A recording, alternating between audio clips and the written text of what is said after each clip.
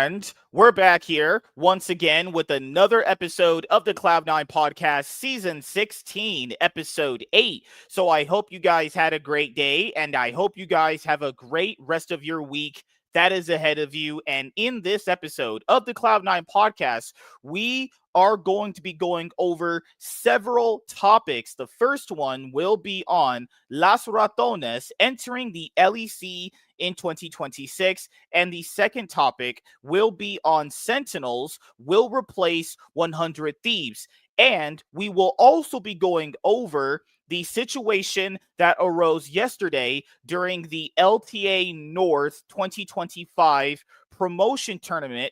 And it was the match between DSG and Estral. And then we also have the situation that unfolded during that match with the DDoS attacks. And then you ended up having Summit, who was a previous top laner in the LCK. He played on Cloud9. He went to the LPL, played on FPX. Then he came back and played on Team Liquid. Then he went to go play on Rainbow 7 in the final year of the LLA. And then after that, he was currently playing on another LAA team, or to say Latin America team, which was Estral Esports. And then the situation that unfolded yesterday was absolutely just insane, because it reminded me of another situation that ended up happening. I think it was last year around the same time. This was also going on, during the 2024 LCK year. But joining me here today in this episode of the Cloud9 podcast to talk about all things all esports is Mr. Blanks. So there's so many things to go over, everyone. Yeah. There's so much drama, off the rift, in the rift.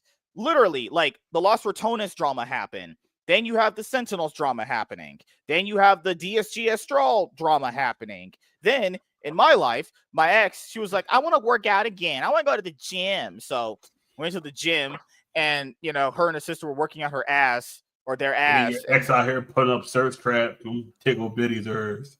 God damn, tickle bitties. What the fuck? They said that, I said, you can't just be shaking tits like that. So, for me, I had said, hey, if you're going to go to the gym, you got to tell me a time. I can't just do things on the fly like that. And I've always told her this, but she doesn't listen. And her brain is, I'm surprised she can put her on pants, honestly. But, so I took a shower at the gym because I was sweating my balls off. I was getting buff. I was getting really ripped. I was working out too hard. And all the ladies were looking at me and they wanted to, hit me up to blow me. Obviously, this is all in my head. The only ladies in there was Lennon and Carla. That was it. Oh, God. So after I came out of the shower, all hot. Person. After I came out of the shower, all hot and heavy and, hot, rich, and good looking and white, I just went out to the main room, and then Lennon and Carla were there. Lennon's wearing this, I guess, sports bra. Tits are just bouncing up and down. Peaches. just tits. And then ass was in some pink leggings. I was like, I told her to wear something cute because the last time she went, she looked like shit, and I was like, that looks terrible. So she worked out. Well, she listens to the workouts that I say better than her sister does. So we went to Walmart after that, and then that's pretty much it. She just dropped me off home. Good Lord, she wants to make her ass bigger and more firm, and I'm like, all right, that's interesting. We'll see how that works, actually. Oh, so, Carlos Ferrari drivers? No, Lennon does. Oh, Lennon drives? Okay. All right. But there was something that Lennon said at Walmart when we were about to check out, and she was like, where's the cookies and cream show? And I'm just like, when I tell you guys this lady doesn't listen, I'm not saying that because I just hate women, which I really do. But, well, you hate her. She's the epitome of why women, but you dislike her. God, she just doesn't listen. I say, don't all the brains are in the breath. I literally said, don't just spring something on me last minute. Because she'll call me just randomly and be like, you want to go to the gym? It'll be at 11 o'clock at night. I'm like, no, I'm not going to the gym at 11 o'clock at night. It's impossible. I got to go to bed at 12:30. That's my bedtime during weekdays where I got to go back to work and the weekends. I can't be going to the gym at 11. That time is crazy. Good Lord. And then after that, she had said something like, where's the Cookies and Cream podcast? So for anyone who doesn't know, it was the Cookies and Cream podcast was basically a live actual legit live show I did downstairs where my apartment is actually. So I live upstairs with someone else over there, and there's a studio down there.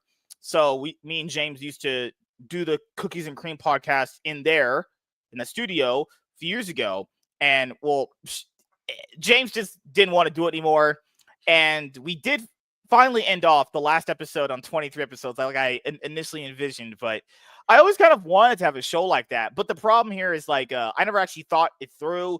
I thought about just winging it most of the time would be good enough, but didn't end up happening the way I thought. And it wasn't even just that. It's usually never me. It's usually other people have problems with each other. So that means that I got to take the fall for it. So if someone else doesn't like someone, that means they take it out on me. So they don't want to have the show. And it's just that's why it was just way more easier to have shows online, because I could just create people here that already got along and just like enjoy talking to each other, you know? And like and if they did get along, you just delete them like your life. Like, oh, you're trash. Peace. Oh, you don't give you I'll some people whose names will remain unnamed. Yeah. It's so like Keenan was always fine. It was that drama that happened between James and Jimmy. Then you had like Hey, Philmelitis. Oh, matter of fact, you gotta tell me that off. You got what? No, I'll have to link you the James spilled it all on a Yu-Gi-Oh! Master and Chill. It was a 5-hour stream. Oh, you gotta link me that. It was a 5-hour stream.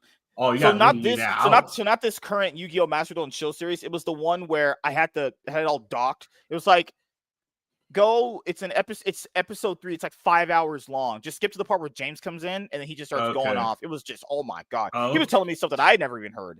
Honestly, was it? Where was that? Okay, no. This one I was probably at work. This is where I was probably at work. Oh no, that was when you started having midday shifts. You were working. I think you were working like 2 to 10 those days. Okay. I started working my new job. Gotcha.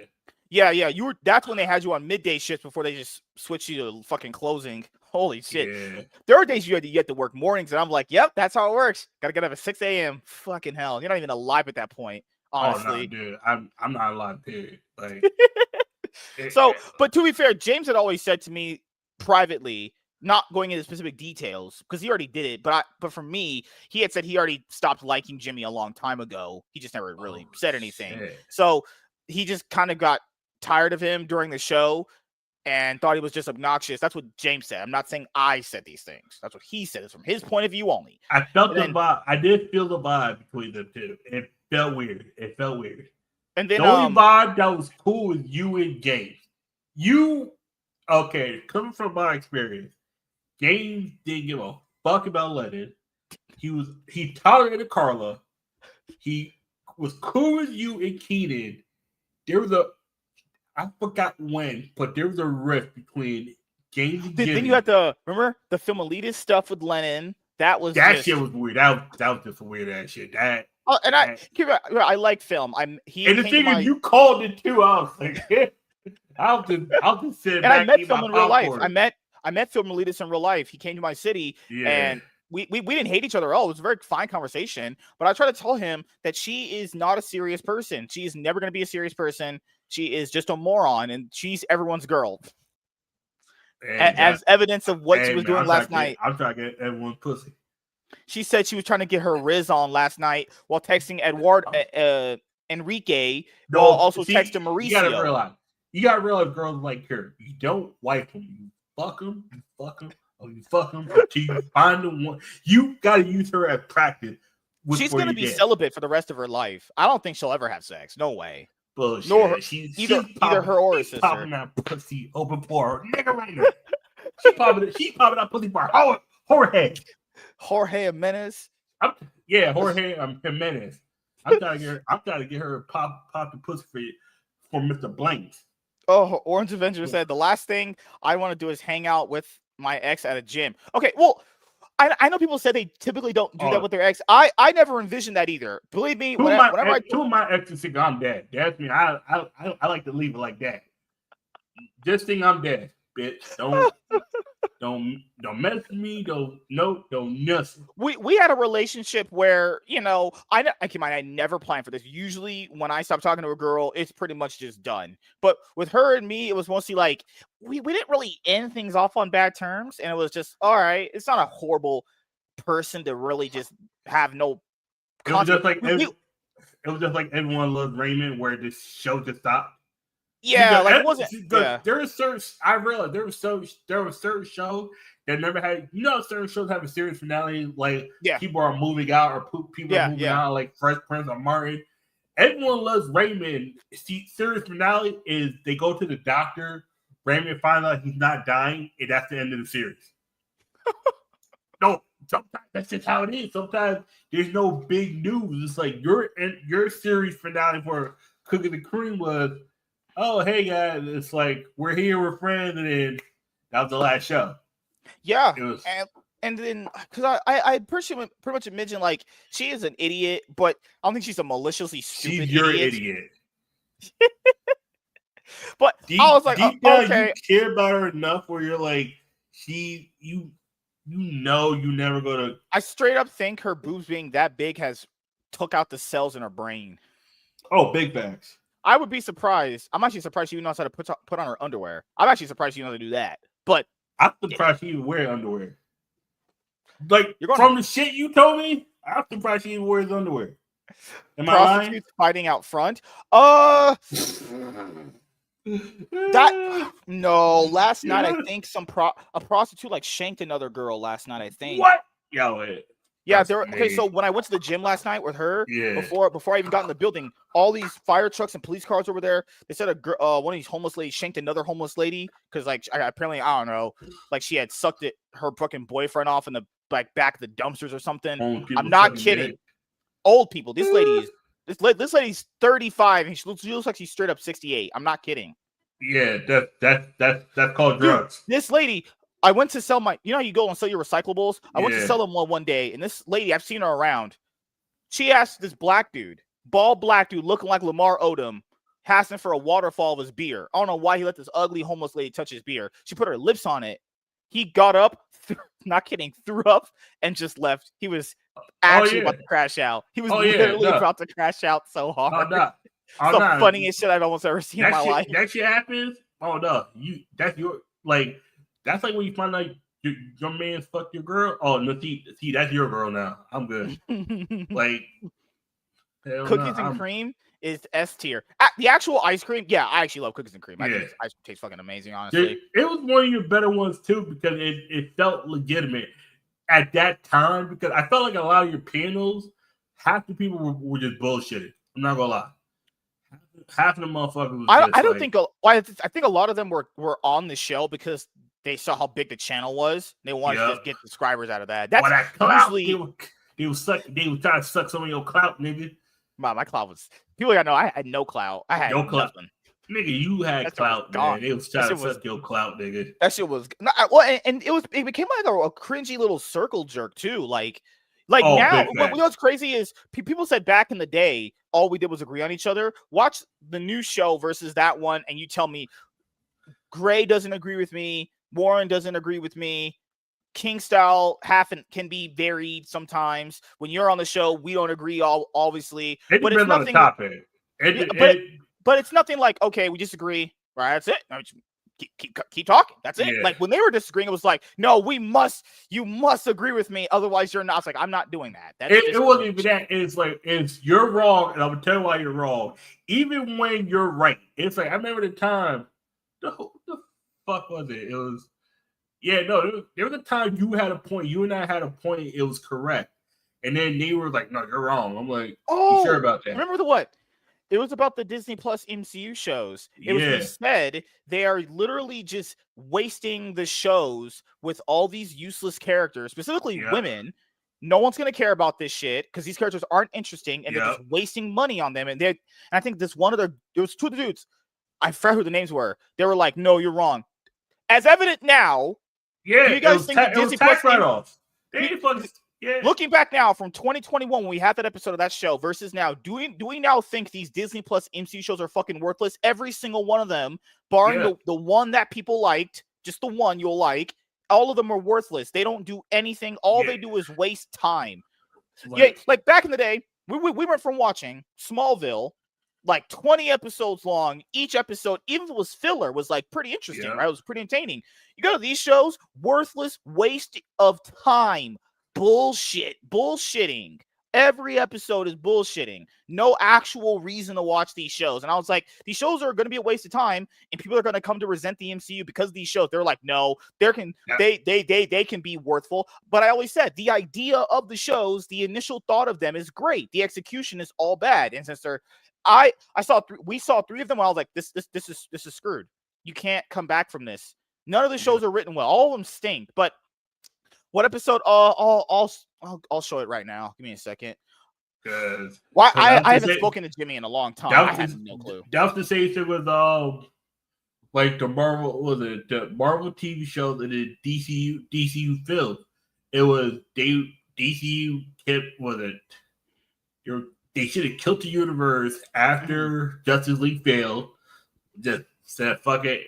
We didn't get the money we expected. Reboot. And then they just kept putting out more shit. Marvel did was they extended past once Endgame happened. That should have been the end of the chapter. They should have just waited to come back for some years. They could have just stopped, took like a 5-year break, come back with a plan, and then pick up from there. COVID fucked up a lot of things too. To me, the last movie that should have been part of the thing was No Way Home, because Spider-Man with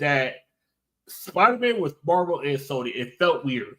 Like No Way I already Home felt the quality going down when I watched Far From Home. I was like, this is already because Far From Home ends phase 3, and I'll be honest here. Even though Far From Home ends phase Far 3, From Home is after Endgame, and then ends phase 3, and that feels Far From Home feels like a phase 4 movie, in my opinion. It feels like a phase 4 movie that's already just like once I saw how phase 4. No, sorry. Once I saw how Far From Home turned out, I was like, this is just not worth it anymore. Good Lord. And then No Way Home kind of redeemed it a little bit, but that was mostly because of the fanfare that everyone who they brought back. Okay, so I think it might be that one. Okay, so it's gonna be because like one of the first 3 in that previous one. Because I've always joked said if I was out there, I think the Cookie the Cream show would probably still be on because you needed someone you were able to bounce off with. I feel like Keenan had life outside of this. That's why he wasn't always available. Oh, Keenan can actually do it. It really just depends. His motivation always is up and down. Like you know how like J.J. Abrams. You know like one day he wants to do a TV show based off like astronauts. Then the next day he wants to do a show based off like cowboys. That's like Keenan's personality. His motivation varies on how he feels that day. True. It just that's why doing things with him is very hard. Though. It's like this is a little bit more severe. It's like that's why I think that's why I'll take a day or 2 off for playing Pokemon, and then one day I'll just play 10 hours of Pokemon. I'm like, okay, I can't force myself to play Pokemon because then I'll burn myself out. But if I go too long without Pokemon, I would feel like, do I really care about it? I have to find that balance. This episode. So this is the one. This is the previous Yu-Gi-Oh! Master Duel series. So any of those previous episodes before I restarted the series, all of them are in this one, and it goes to like I think 12 or 11. Just watch this one. I forgot which part he started talking about the whole situation, but it's in here. It's in here somewhere. There's no timestamps, but it's in this one. So just fast forward to like basically when he joins. So he joins pretty much like around 1 hour 12 minutes in. Oh my god, JDG versus Weibo Cinema. God damn, I'm watching it right now. Oh god. I can see why he would got the worlds.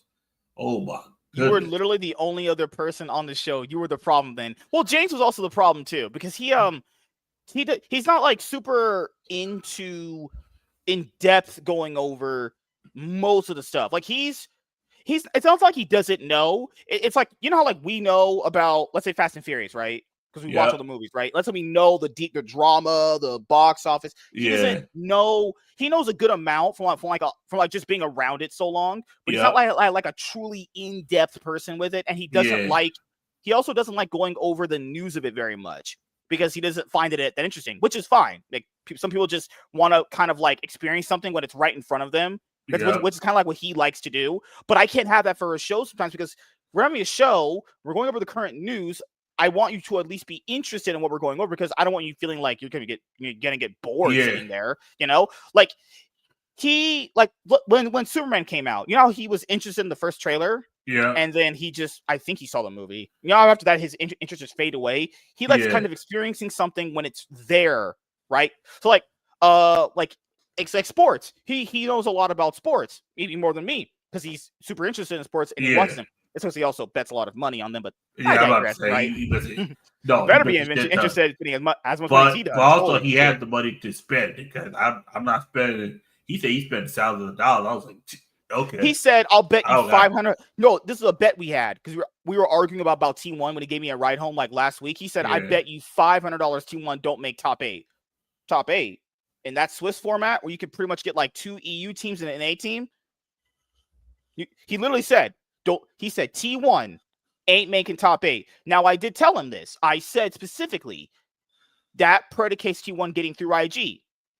Is that going to happen? That's the bet you should have made. Does T1 get past IG? You know how easy that Swiss format is? That Swiss format is pathetic. And James wanted a real bet. It should have been, does T1 get past IG? And then how many games? That's what he should have done.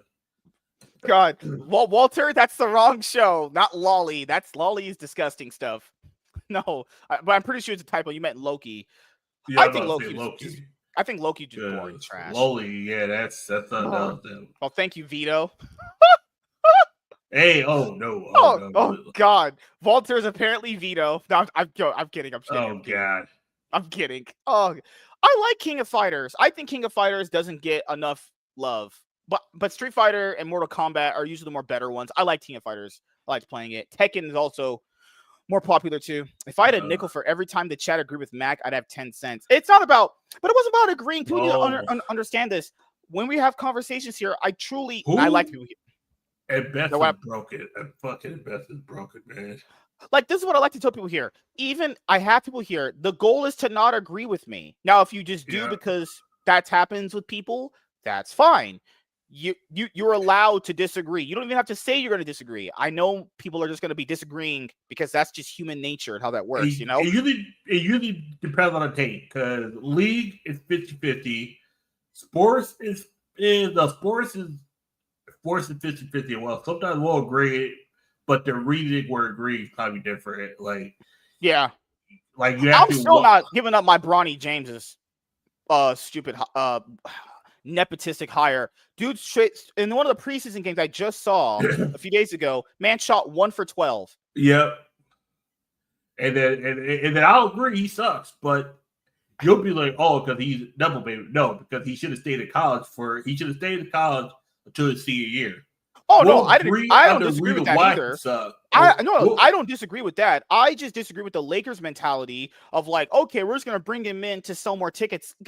I'm not kidding. And then you give him a guaranteed contract. See, that's even worse. That's even bullshit. Worse. Even though they could clearly get anyone they want. Like, you need to understand, if you go and be part of the Lakers, your your social media following blows up. You're gonna get a lot of the attention from them, from like the media and everything. And I need hoes because LA. Like, dude, you know how LeBron had that secret announcement because people thought he was going to announce his retirement?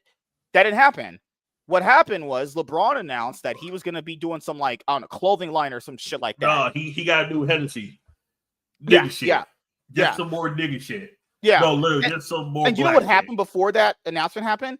Tickets for the opening game skyrocketed from I think $300 to almost $500. Yep. Like, that stadium that they hold the Lakers games at is always sold out. You do not need Bronny James in our Lakers game, not Clippers game. Every Clippers would love to be selling out. Okay, I heard their new stadium is selling out, but then again, most people here, they want to go see the Lakers. Sometimes they'll buy a Clippers ticket and watch them play. When the Clippers were in the old stadium, hell yeah. Oh shit! My math teacher always did that because he would love to go to Laker games, but I was like, how do you do that? He was like, well, I kind of buy the Clippers tickets so I can go and watch them play.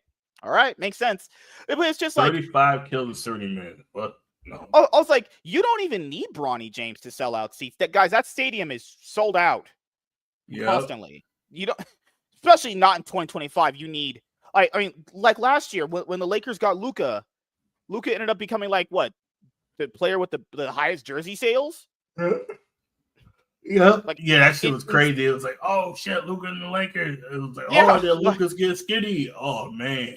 People understand. There's a reason why the Lakers dominate the conversation in the NBA. There's a reason for that. It's like one of the biggest teams with the biggest fan bases, the biggest market reach. Everything you think of, they have the biggest reach for. Now, management's pretty much always been like kind of dog shit for a very, very long time. I mean, well, wasn't the rumors that Kobe was trying to leave eventually at some point, like after that last championship? He was trying to leave after 06, 07 when they weren't getting any new players. He wanted to go to the Chicago Bulls. They nixed that trade. Mm-hmm. Jared Buck said, you're, in a sense, he didn't say you're the next Magic Johnson, but you're pretty much, we drafted you. Because technically he did not get drafted by the Lakers. He got drafted by the Charlotte Hornets. It was Hornets first. Traded to the Lakers. Yeah. For some bullshit. And you looked at the history. And you looked at the history of the Lakers and how they got a lot of their best players. Most of that shit was because other teams kind of failed and they just kind of gave their best players away. That's most of that shit. Or crazy. Oh, there's a video I got. Paul Gasol trade. That's gonna live rent free in their heads forever. Oh no! That one. They need an investigation. Didn't they get Magic Johnson by that too? Like trade or no, some Magic shit? Johnson got drafted back in the day. Whoever, like it was some weird shit. The Lakers got the number 1 draft pick. Celtics got number 2. It was some weird shit. But there's a video of Cosgrove how the original coach for the Lakers got injured in a bike accident, did not get rehired, and how the coach injured himself in a bike accident cost the Indiana Pacers not to get Michael Jordan in 1984. That it eventually led to Kobe getting drafted by going to the Lakers. It's a weird butterfly effect. How one coach getting into the accident prevented Michael Jordan to, instead of him going to the Portland or Indiana, he goes to the Bulls. That prevents a lot of shit from happening. It's crazy. And because the whole thing was this. Oh, the whole Memphis trade was some bullshit. Jerry West, the Lakers legend, was the president of Memphis. They traded a future Hall of Famer for a draft bust, a dude who would be out of jail, NBA in 2 years in prison on some murder shit. Like, look at the people. Kwame Brown was a bust. Not trash, but was a bust. Javaris Critton will be in jail within 3 years because of killing a motherfucker. And they imagine trading in. Imagine you got this guy. He wants your girl, right? He wants Lennon, but in the sense of you giving him Lennon, he ended up giving you Ana de Armas before she's famous, and then she becomes Ana de Armas. That's how, just think of it. That's how to trade. Imagine you trading away Lennon and Carla, and you get Ana de Armas, and later turn Ana de Armas friendship, and you get Sydney Sweeney as well. Good Lord, damn. That's what happened. The Lakers took a 2 bag of Skittles and a busted down lemon and got a goddamn Lamborghini. Because if you look at how that trade went, Memphis got fleeced. They did get Paul Gasol's younger brother as a draft pick. Doesn't that matter? Because Marc Gasol would end up leaving the Lakers or leaving the Grizzlies to win the championship with another team anyway. Grizzlies ain't never been to the NBA Finals, period. Paul Gasol got 2 championships. And y'all got one dude who's a draft bust and another motherfucker that was in jail for 3 years. I'm just saying, Memphis got fleeced. Them and Jerry West was the president. And who did Jerry West used to play for back in the day? The Lakers. And guess who was the GM when they drafted Kobe Bryant back in 1996? Oh, Jerry West. You had Jerry West. Because Shaquille, he wasn't originally on the Lakers either, from what I remember. No, he started with Orlando. What about Kareem too? He wasn't originally on the Lakers. Milwaukee. Yep. Traded to. He got traded to the Lakers for 2 bench players that no one gave a fuck about. James Worthy, he wasn't. No, he got drafted. He got drafted. Okay, he got drafted 2 years before Michael Jordan did to the Bulls because Michael Jordan and James Worthy. So like the best Michael players. Jordan and James Worthy were on the same national championship North Carolina team in 1982. So the best players that have come from other teams that a lot of lists have lived is Kareem, Kobe, Shaquille, Paul Gasol. People putting LeBron in there, but Kobe LeBron wasn't really. I don't feel Kobe doesn't count. Kobe doesn't count because he never played for Charlotte. He got drafted by Charlotte. There's a difference. Like Luka technically got drafted by Atlanta, but never played for Atlanta.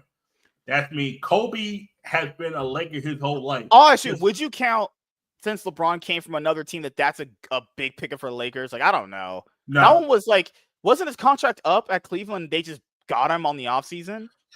Yeah. Wasn't that a player option?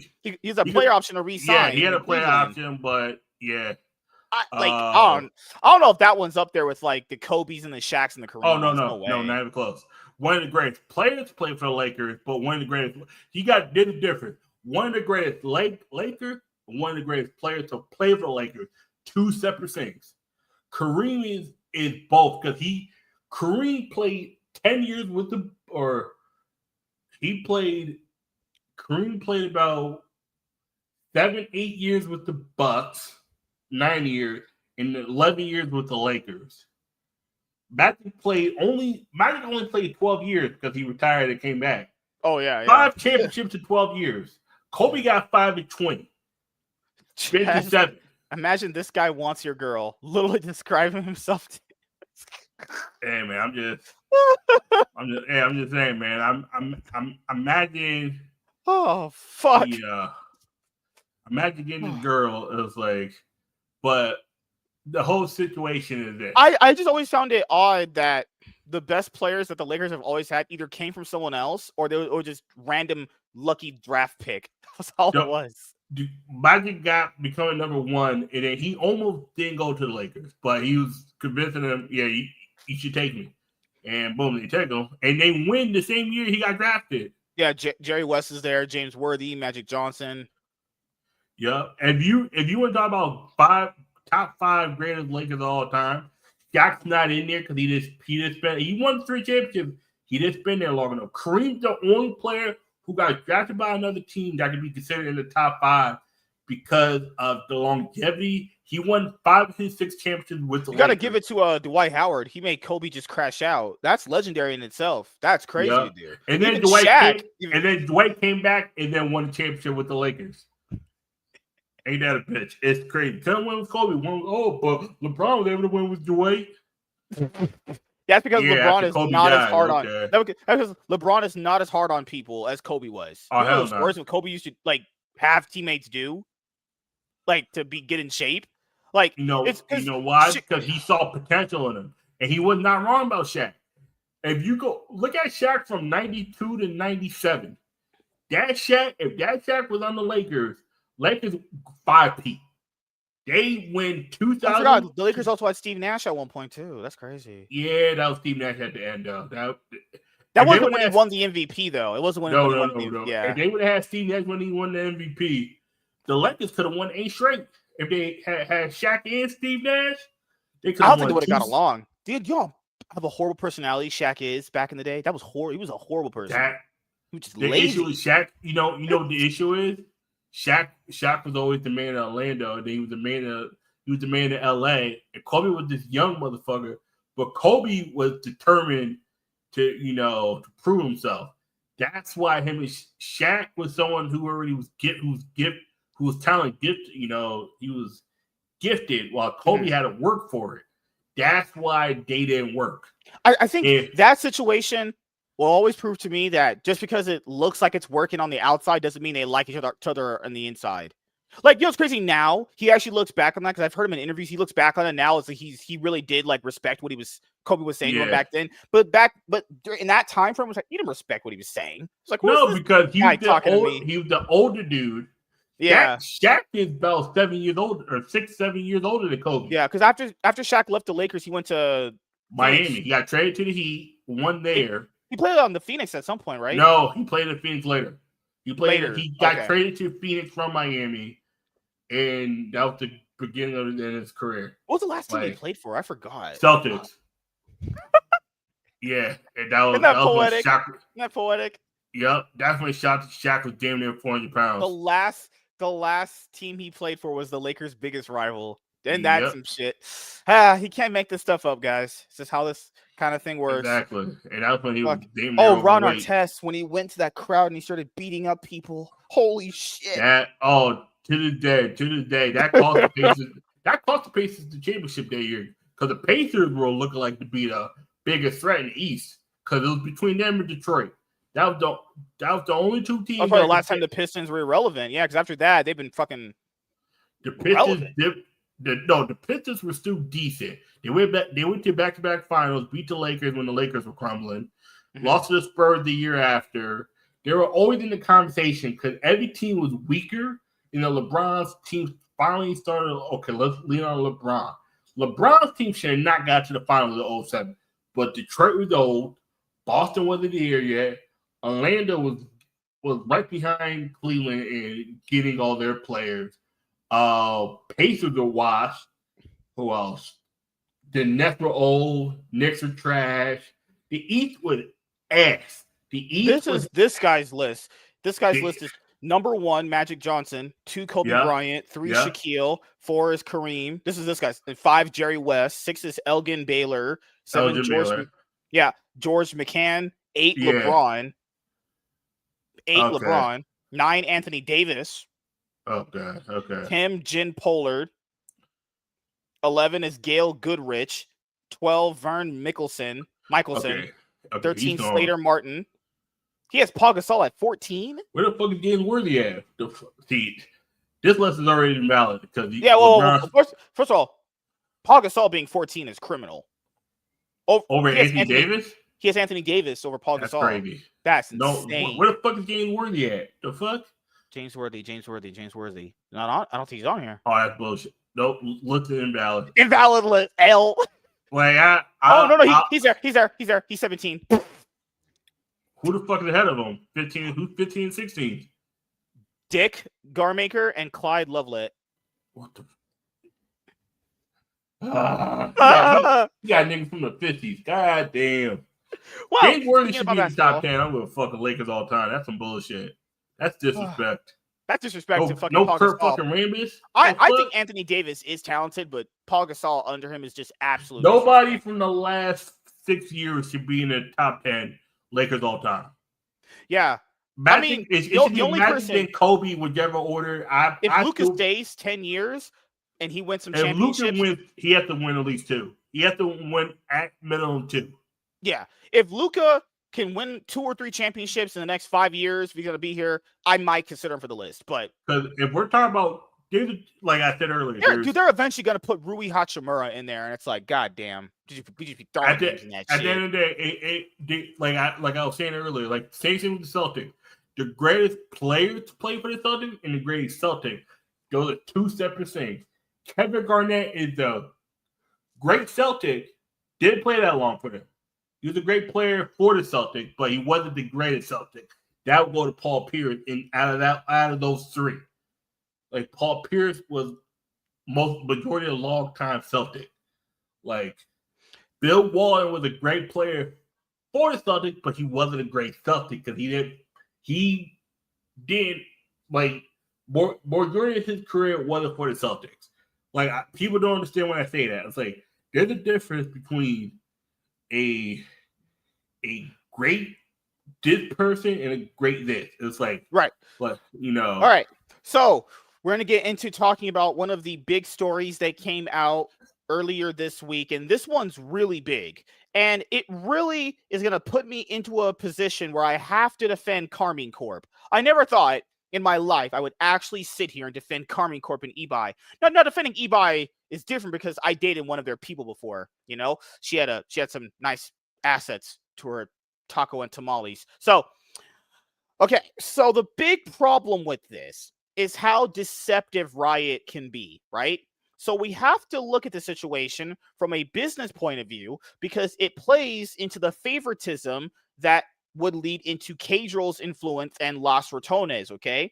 So it also plays into another factor of franchising, okay? So all these factors play. So all of the new people that bought in slots, let's just use Carmine Corp since they only just came in last year, but they already had a massive fan base before that.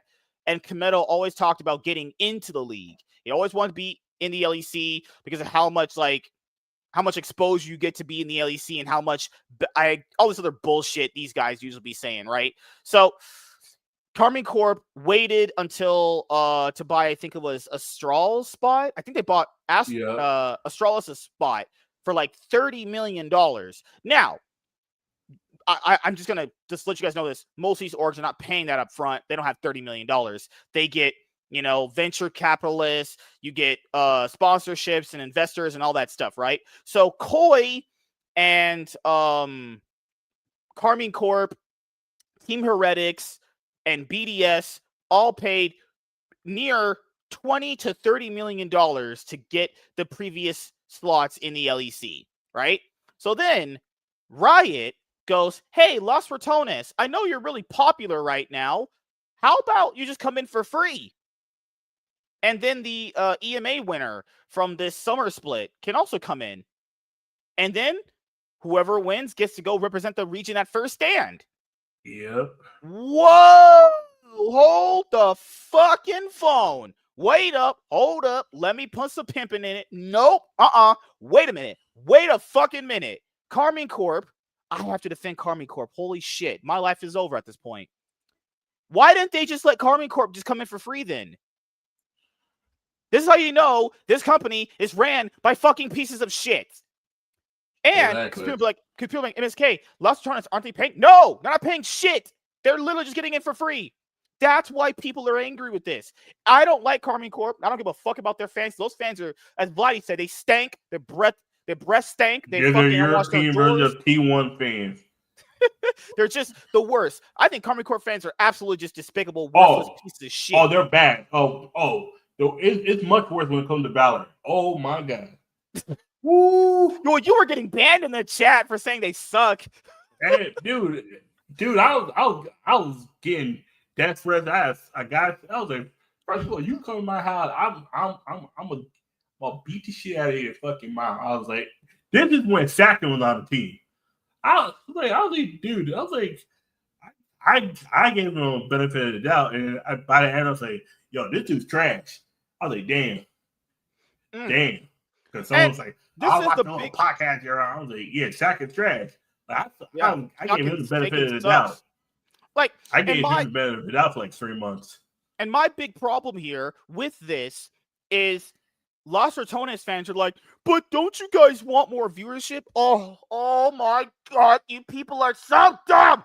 Okay, so what they just did was that they just devalued the entirety of their franchise slots in the LEC.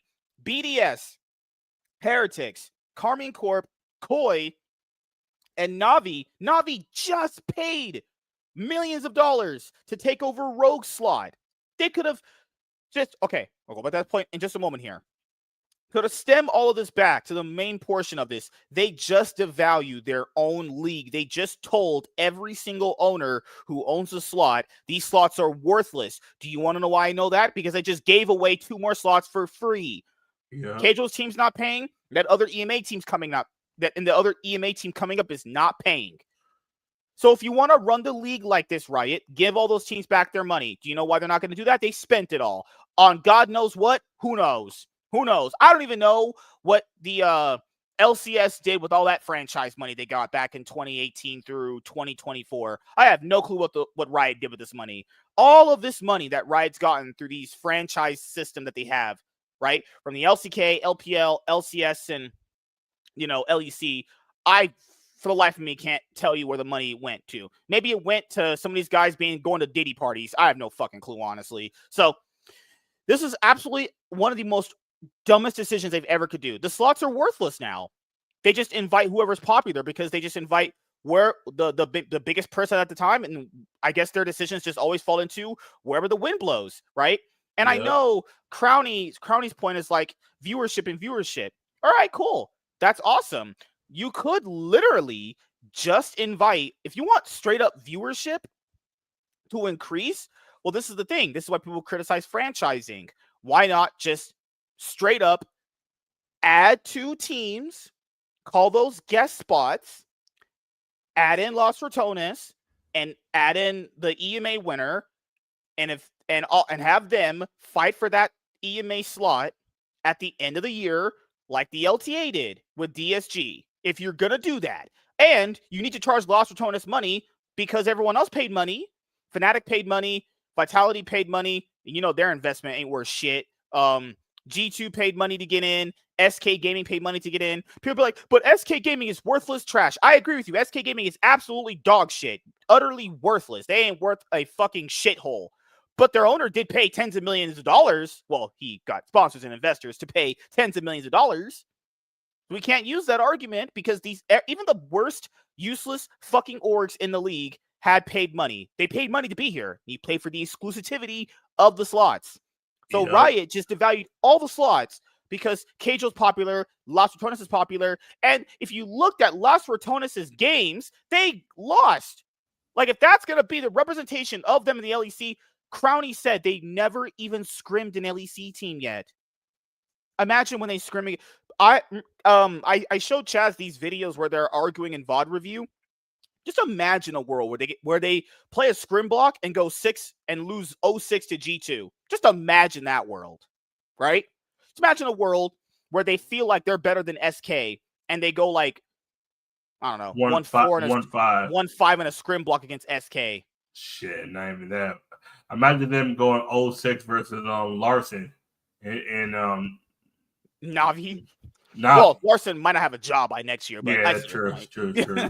Like, what a disrespectful thing they just did to Navi. Navi just joined, taking Rogue Slot. If they wanted to have more representation from Tier 2 into Tier 1, then just don't sell Rogue Slot. Just have that be a guest spot where it could fluctuate. Have that team fight other teams in a promotion relegation tournament. But this is the thing that a lot of people don't tell you guys. Nobody cares about promotion relegation like that. In League specifically, no one really cares about Tier 2 like that. I used to care a long time ago because I just loved watching League, but, you know, it just got too much.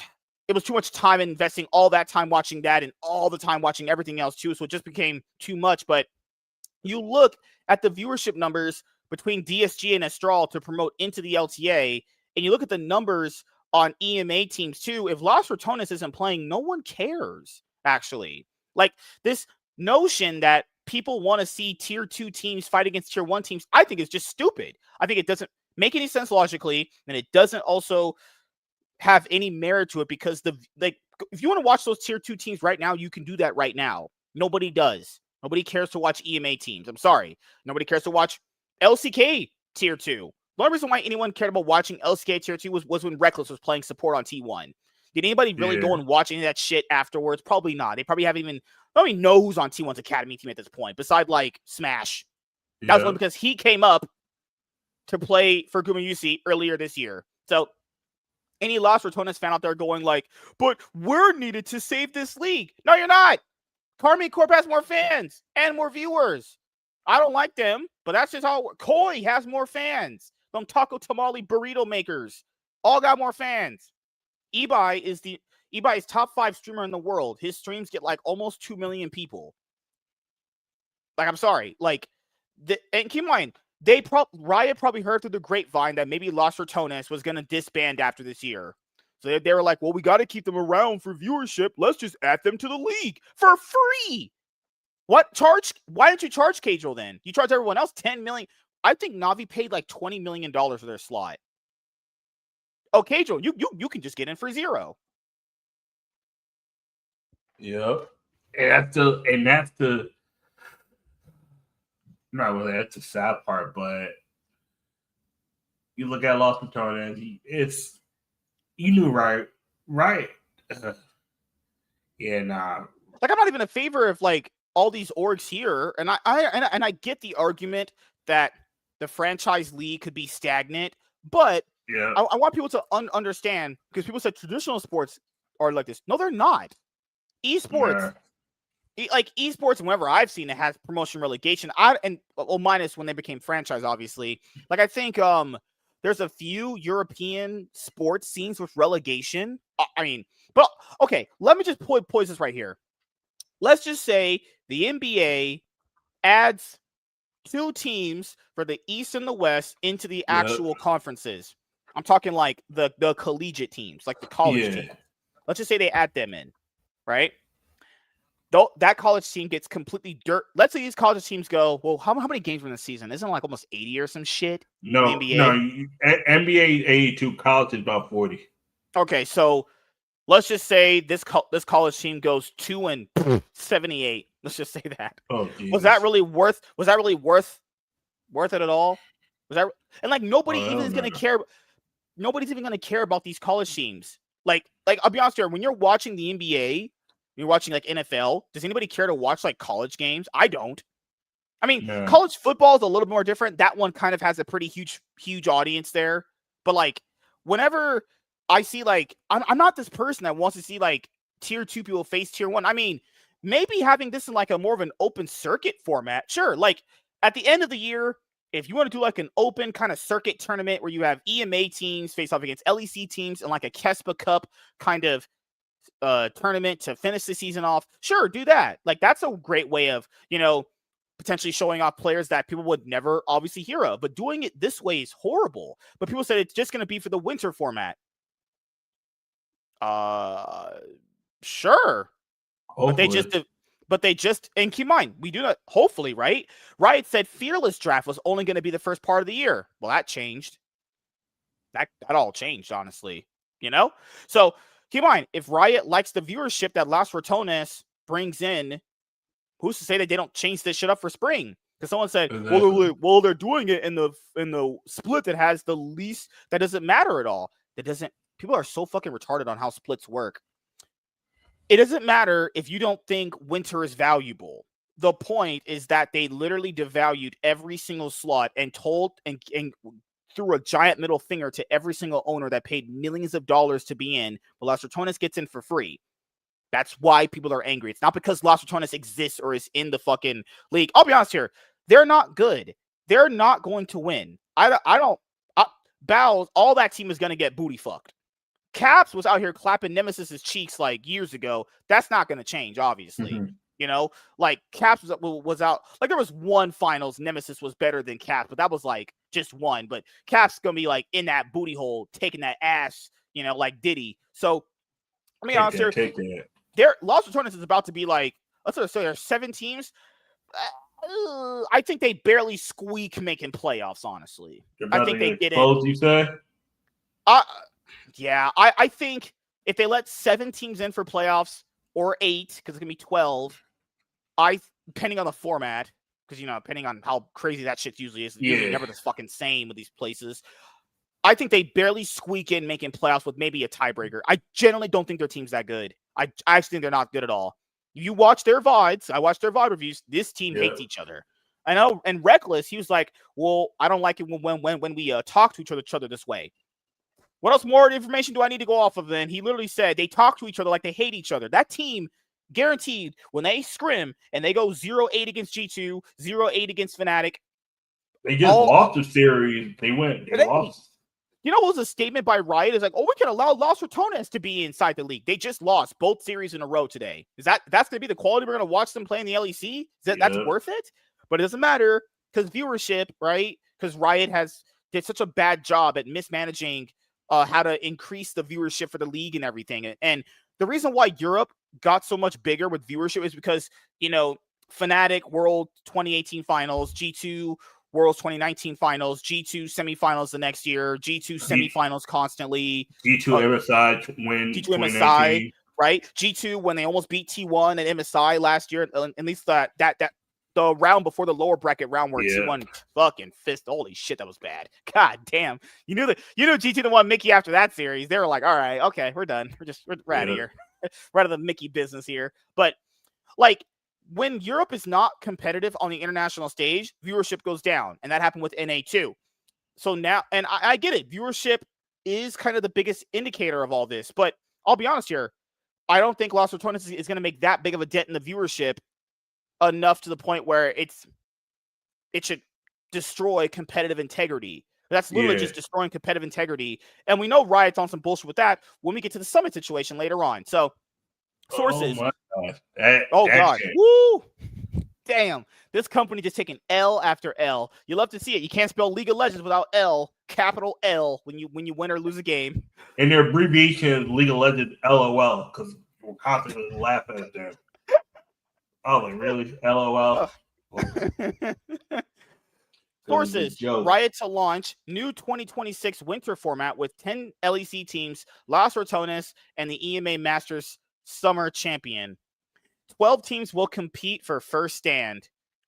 Good Lord. Also, Carmine Corpus owner, he was like, well, what's to stop me from just playing my entire academy team? I mean, nothing, but that's kind of what your team felt like. I'll also say this, Kometo, you want to play your academy team, go ahead, because it sure felt like your academy team was playing when you lost to Fnatic this past week and getting absolutely fisted, just taking it up the ass. Y'all made Oscar look like fucking Dave. God damn. If you took the nameplates off, and be honest with you, literally took the nameplates off, could you tell the difference between Carmine Corp Blue and the team on the stage? Probably not. I'd be like, damn, this team is actually boosted. Riot Games is preparing unprecedented format changes for 2026, sources revealed to Sheep Esports. Instead of the winter split, a brand new competition featuring 12 teams will be introduced. This new kickoff tournament will include all 10 regular LEC teams, as well as 2 squads from the ERL ecosystem. The best performing team across the year at the EMA Masters and the upcoming EMA Masters Summer Champions. Oh, that just so happened to be Los Ratones. I love how they just implement these rules just randomly. Oh, yeah, it had to be the best performing EMA team all year. Who was that, obviously? You could have just said, like, we just wanted to pick them, you fucking FAGs. God damn. Cadrel, Los Ratones' CEO, has already established himself as the most dominant team in the ERL system after winning all 3 NLC splits and claiming the first 2 EMA Masters titles in winter and spring 2025. They have already secured an invitation to the tournament. Should Los Ratones also win the summer split, their slot would then be awarded to their opponent in the final. That means there's no point of them even participating in the summer then. They could literally just go and sandbag the whole tournament. They could straight up just go winless and it wouldn't matter. They're going to be playing next year in the LEC. Now, the only real problem with this, there's a slight problem with this, honestly. So every team in the LEC is like living in Berlin, based in Berlin. Los Ratones, I don't think is. They're like all in different places. You know, I don't know where they are exactly, but they're not all in Berlin. Like, how would that work from a logistics point of view, especially with an EMA team? Like, if that EMA team that's going to be there, whoever it is not based in Berlin, Riot has to fly them out, fly them back. You see how, like, stupid this is? You see how dumb this is? This is stupid. Like, it's good. They literally have to, because they're not having Cadrel pay a fee to get into the league. Are they going to make Cadrel, pay for the to and like the back and from trips, actually? Like, how does that work logistically? That's a good question. How does that work? I don't know how that fucking works. Unless they have Los Ratones kind of, because other teams do this. So like Theorex, like Cloud9 use their facility for like their summer, for like a summer boot camp that they had in the off season.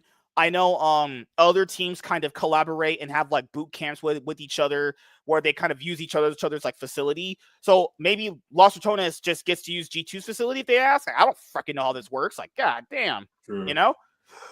I mean, maybe having a Nemesis maybe Fnatic should extend to helping hand on Los Ratones, having Nemesis and Fnatic come back to each other. Woo! That would not be good. Oh, Lord. Don't have that one. Having Reckless and Fnatic in the same house. Whoo, nope. Don't want that to happen. The winner of the kickoff tournament will qualify for the first stand.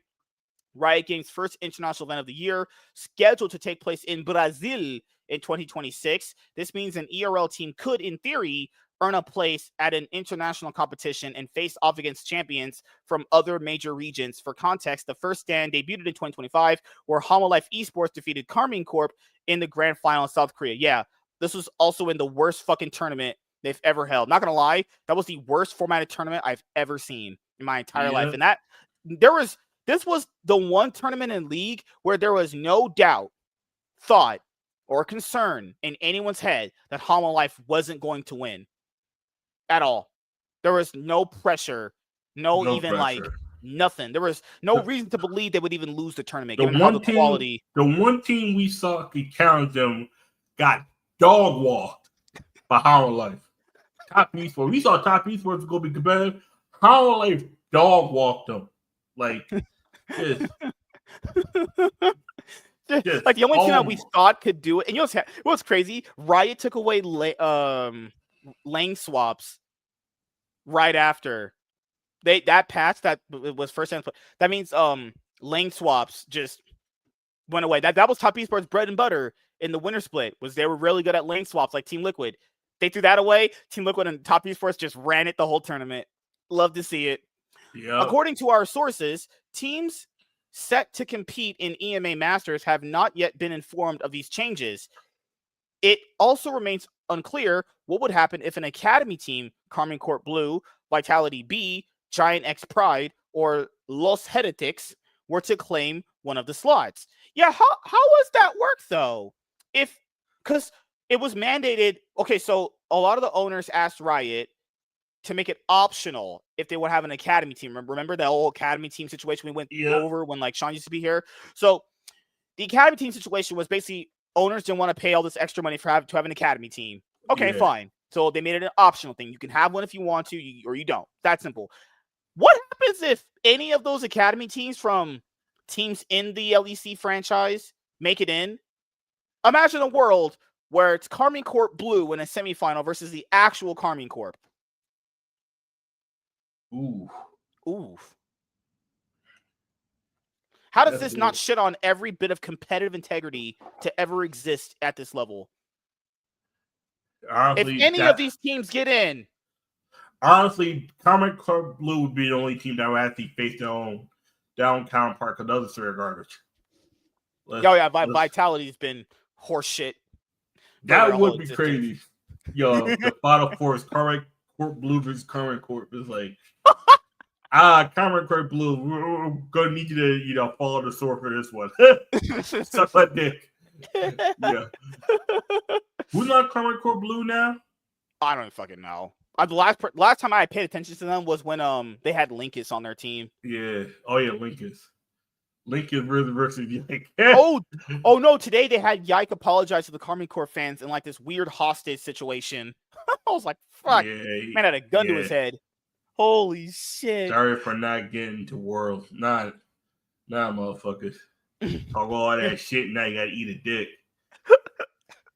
Oh god! The spring and summer splits of the LEC will return to the traditional 10-team lineup, featuring a more standard format and consider the main LEC season. So they're just copying the LCK. So are the records going to carry over then? That means winter doesn't count? All right, gotcha. All right. Good Lord. Yeah, it was crazy. The LEC is like, yeah, we're going to implement the format the LCK did all year. You mean the format that everyone literally hated? Congratulations, Riot. You're fucking stupid. Yeah. Other Tier 1 leagues, such as the LTA and LCP, have already experimented with temporary guest spots for Tier 2 teams, which they need to fight for at the end of the year in a promotion tournament. With this new format, Riot Games is attempting something similar in the LEC by adding 2 extra teams in a unique tournament. I mean, people have asked for a long time, why don't you just make it 12 teams? The problem with that, guys, generally with that mindset, is that there's essentially you would just be adding in more feeder teams. Like, you do open up more jobs because you would get like 20 more jobs into the pro scene. But look at the LPL. The LPL has how many teams right now? 16. Yeah, there's more jobs past like the main 10 that usually qualify for playoffs, or 8. But let's be honest here. All those extra spots, those guys aren't doing shit. All those teams are pretty much just trash. You know, is having more bad teams really that much better? Honestly, like this year in the LPL, Riot got rid of RNG. You know, that organization that's won like a bunch of MSIs with like Uzi and Xiaohu and everything. Yeah, they're gone. They've been gone since like winter. No, spring. They've been OMG's been gone. Like, there's been orgs guys gone since the first part of the year. Having more teams just doesn't automatically fix the problem. I guess from a fan point of view, they want more teams because there's chances for more players to get into the league. Yeah, to a certain extent, true, but that like, we see that in the LPL, more spots for all these players doesn't really mean anything. Yeah. You know, like if the LPL went to 12 teams, the other 4 that they would get rid of, you guys wouldn't even care if they existed. Would you care if Ultra Prime is gone? Would you really care if, like, goddamn, who else is there? Team World Elite. They have legacy value though. That's the thing. When the last time they were good? 2017. Nigga, what the fuck? They deleted. They just deleted RNG, and RNG won MSI 2 years ago. Oh yeah, you're right. They'll definitely delete. They'll definitely delete Team World Elite. Man, World Elite's been here. Dude, World Elite has been an org in the LPL before it was even like considered like the LPL. That's great. That's a long ass fucking time. Like, but I see your point. They don't fucking care, honestly. Like, think about it. If they're willing to delete RNG that just won MSI less than 3 years ago, they'll delete an org that hasn't done anything. Oh yeah, let's go. Would you guys care if Ninja the Pajamas? Ninjas is gone. Ultra Prime gone. Would you guys care if Thunder Talk is gone? No one gives a fuck about Thunder Talk. They definitely gone. They getting clapped up. You can literally shave off 2 more teams. No one will give a fuck. Like LGD, yeah, LGD hasn't won a split since summer 2015. Oh yeah, no, that's 10 years. Oh no, they getting deleted. They gone. Good night. They getting deleted. What's up, Justin? How you doing, bro? LGD hasn't been shit in years. LNG can go either way. Like, think about it. They like EDG just saved his career this year. Yeah, yeah. EDG has been. They won worlds. They have credit forever, honestly. Yep. FPX, they haven't been that good in a very long time, but they have credit because they won worlds. So it's IG. Yeah, shave off. Get rid of Thunder Talk and Ultra Prime. Make the league 14 teams. There you go. I was gonna say also get rid of LG, but that's just my bias. Them niggas. Oh god. Get rid of Thunder Talk and Ultra Prime. Get rid of them too. Anyone's legends saved their org this year. Yeah, anyone's legend. Literally outside of this year specifically, anyone's legend has been. I always call them anyone's bitch because they get fucked every year. Always losing. Always L's. Always L's. Every time I turn around, L's. Literally, beside 2024, that org has been terrible. Actually, trash. They're so lucky. Tarzan literally saved that entire org. Oh god, and they needed a Korean to save it. Oh fuck me. Of course. With this new format, Riot Games is attempting something similar in the LEC by adding 2 extra teams in a unique tournament. The idea of having ERL teams compete directly with LEC teams for Worlds qualification was also discussed, but declined by LEC organizations who argued it would devalue their guaranteed spots. However, further integration can be expected in the future. So they just don't give a fuck about the slots. They just don't care that they just devalued their whole league. The LEC is fucking worthless. $0. Yeah. But I think this is a thing too. If you could ask these org owners right now, would they invest into the league and pay tens of millions of dollars to invest right now?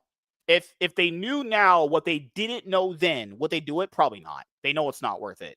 Let's be honest here. To have money constantly invested into an esport team is just a fucking. That's like throwing money in Leonard's booty hole. That shit ain't coming out. Yeah. That shit is just not worth it, honestly. It's just coaches, analysts, player salaries. As far as like internet, you pay all their bills. It's just not worth it, you know? But it's all done so some fucking jack off in Alabama in a basement where he fucks his own mom can be like, oh yeah, I won't lost Ratones in the league. Yeah, it's gonna make it so good. God. Yeah. Good Lord. I swear this company caters to the actual lowest common denominator of people. Actual idiots. Holy fucking shit. Oh, it's even worse. It's even worse. Oh god. Let's see. It gets worse, people. Well, SK Gaming are like, we might sell our whole team. Good. You know what's crazy? No one would notice or care if you did. Would anybody notice or care if SK Gaming's team just looked entirely different next year? You probably didn't even notice. I'm about to say, I don't think anyone would notice. That's so sad. Jeez. Oh god. Give me 1 second here. Okay. I have to scroll down here a little bit. So we're gonna get to the next topic here because I do have to save some of this stuff because when it comes to the offseason after Worlds, after all the rosters are pretty much known and the biggest offseason moves are completed, then we don't really have much to go off of other than that. We got that Red Bull tournament, but lost Ratones versus T1. Oh yeah, fucking great, right? Yeah. Give me 1 second here. Worlds is coming up very, very soon, and we're gonna be excited for it. It's always very, very fun time. Oh, Vladdy might be leaving Karmine Corp. Is that a shocker to anybody? Might be. That motherfucker got released from the team the minute. Oh, his fate was sealed the minute they lost that series. That shit was over. Oh yeah, no, it was GG's. It was like, oh okay. Oh, you're not going to World? Oh yeah. World. If you watch the com, it was like, oh yeah, nah. That shit looked depressing as fuck. Yeah. and then I just watched the Fnatic com. Oh my god. That motherfucker did not think they was gonna win. And it's like, oh, we got this, they're broken. Let's finish it. It was Dude, Fnatic's content is so bad. It's so just lacking this year. Without that Pete guy, because that Pete guy who was their content creator manager for like years was doing like the whole Legends and butt fucking series and everything. There's just no like Fnatic's content has just been largely like ass this year, honestly. Oh yeah. Like there's nothing. How can these teams even hope to get new fans or continue having to instill interest in fans when they don't even put out interesting content? Like G2 really does carry the league in a lot of ways. Oh, no, they do. Like they carry it from a personality point of view, social media point of view, content creation point of view, competitive point of view. Like, god damn.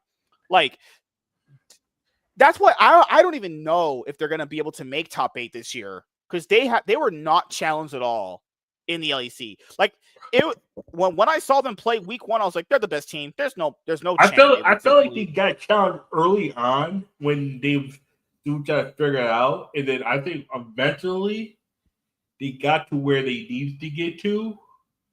But yeah, I agree. I think like literally after week 1, there was no doubt in my mind they would not win the split. After G2 ascended, every team it felt like was descending. Like Koi, I felt like they didn't get better, but they didn't get worse. They just stayed the same. You know what I'm saying? Karmine Corp, well, they were going down since spring. They were just them motherfuckers crashed. But do you remember for that spring regular season, they were only winning games because teams were throwing. They weren't actually winning a lot of those games because they were just that much better. They were actually only winning because other teams were just fucking massively throwing into them. Exactly. And what's crazy now is that they pretty much just lost the only player that has ever pretty much brought them a title. Vladdy in Winter was one of the main reasons why they actually won a title with Yike and Kana. You guys out here overhyping Kalist. Kalist is overrated. Average as fuck. If you put that guy on Vitality, SK, Navi, BDS, any other team not Fnatic in G2, I just think he's just an average run-of-the-mill ADC, probably middle of the pack at best. Source says, Vladdy has entered discussions with other LEC teams as Karmine Corp explore mid-lane alternatives. Who you going to get better than this? Who you bringing in? You going to bring in Chovy? Psych. Yeah, I'm about to say, Chovy ain't leaving no goddamn. Chovy not leaving Gen G. There's no way. Well, he's contracted for 3 years. No, he's not leaving no LCK. Yeah. Hey, to be fair, they could get... You guys can bring back Sakin. I heard he improved in the ERLs. Oh, he did it. I don't mean like I said. You know how I said the minor leagues and the major league are a big gap. Yeah, it happens with Gen X too. Gen X is the same way. Gen X will go and dominate ERLs, come up to play the LEC, get booty graped in the LEC. That was the same thing happened with Smash. Smash was good in the ERL, came up to or he's good in LCK Challenger, came up, got beat. Same thing with Kobe. Kobe was decent, came up against actual good LCK mid laners, got curve stomped.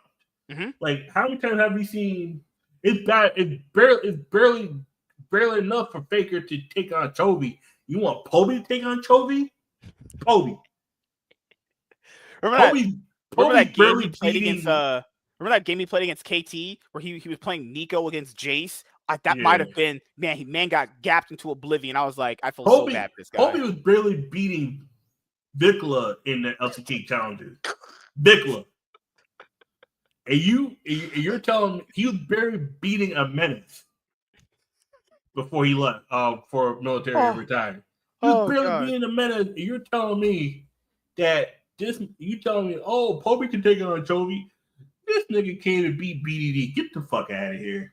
Oh shit. He was getting he was barely going. What's crazy is Kobe was considered a complete joke in the LCK challenger scene because of what happened in that split where he took over for Faker because Faker had his wrist injuries, came to the LEC in the worst fucking format ever, and then got to Worlds now.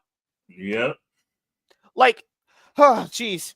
It seems we may be approaching the end of KC Vladdy, sources told Cheap Esports on Sunday. While nothing is set in stone, Karmine Corp has begun exploring alternative options in the mid lane, particularly among South Korean players. Who are they going to bring over? Who you taking? Meanwhile, 20-year-old mid laner Vladdy has been given permission to explore opportunities elsewhere. Several LEC teams have already expressed interest or inquired about his buyout. Vladdy remains under contract with Karmine Corp until the end of 2027. That's why I told people these like contract extensions don't mean jack shit. If a team wants to get rid of a player, they'll always get rid of him and always will find a way. They don't care. Exactly. Like, you know what's crazy? If Vladdy straight up went to BDS. Vladdy is better than Nook. Put Vladdy on BDS. Yeah. Then I would probably say your teammate, depending on who's else are on your team, you might get a shot. I think Vladdy, being away from Karmine Corp, I think he'll bounce back to his winner split format. Yeah. Sorry. I think Vladdy, being away from Karmine Corp, moving into next year, I think he'll potentially have a chance to bounce back to his winter split form. Potentially. Yeah. You might. He could just have a complete downward trajectory from this point, which he already kind of has. But I believe he can bounce back more than Jackie's. Oh, yeah. What is Karmine Corp going to get? Jackie's? That guy's trash. That guy sucks. That guy sucks ass. What are you going to get? Rican? We know Rican ain't shit. They still got an import slot. That's mean. Oh, you're right. They do. Yeah. That's kind of. That's mean. Don't be surprised if they get another. So they just want to import mid. Okay. So, hey, man. League of Imports. Don't be surprised if it's I have to look at the LCK mid later from the bottom 5. Don't be surprised if Vikla or somebody. Hey Nook, if you think you're going to be on BDS next year, I don't know, man. Team BDS, remembered, paid one of the biggest buyouts ever for Bukata, who was on SK. They paid one of the biggest buyouts ever. I think it was like $600,000 or some shit like that. That was a straight L. They got fleeced. Well, what's that word? They got fleeced? God damn. They got robbed with their eyes open. Yeah. I have to look up how much money BDS paid. I think it was at least around $600K. Team BDS buyout for Bukata. Like I said, I would not be surprised. I'm gonna give you three. I'm gonna give you 3 mid laners from the LCK that could get bought out for next year. They bought him apparently for 200,000 euros. What does that translate to U.S. currency? 200,000 euros to U.S. It's like $350,000. Oh my god! How much is it?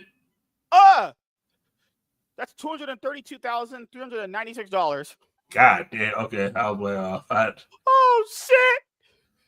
My conversion math not the best. Holy shit! This BDS, stop it! I can't laugh harder. I bought Bukata for that much. Okay. All right.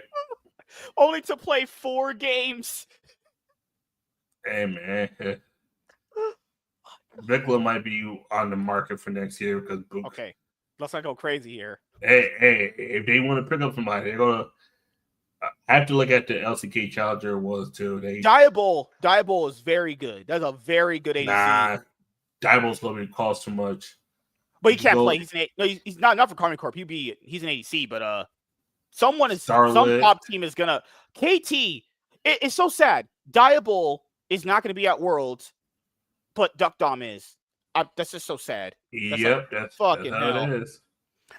Or where were we at? KU's on the UCal. UCal on KC next year. UCal.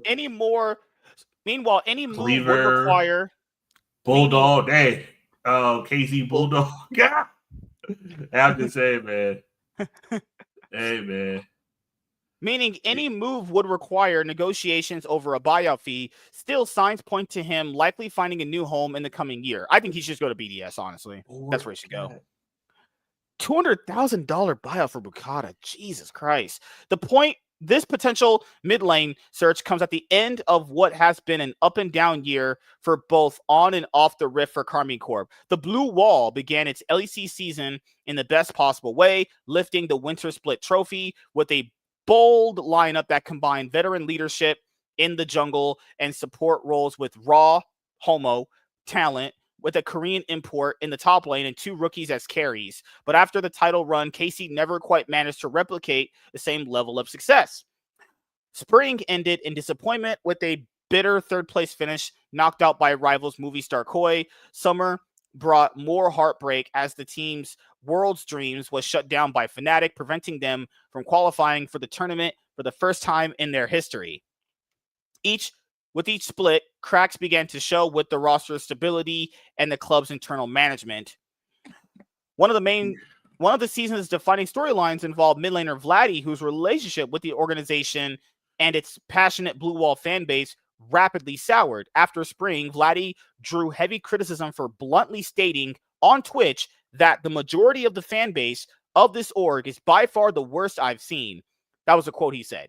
Although he later issued an apology, he didn't really mean that shit. The damage to his report with supporters and the team lingered. While sources did not provide many details about the situation within Karmine Corp, it appears that the relationship between the Greek mid laner and the team has deteriorated. Yeah, keep in mind, the only actual French player on the team is Kalist. Yike, I forgot what ethnicity he is. Kanas, Korean. Vladdy's Greek. Targamas is like fucking Belgium or some shit. That's not a person. That's a ham. That's not even a person. Targamas is straight up one of the most boosted supports I've ever seen in my life. The fact that guy is a 2-time LEC champion just breaks my soul.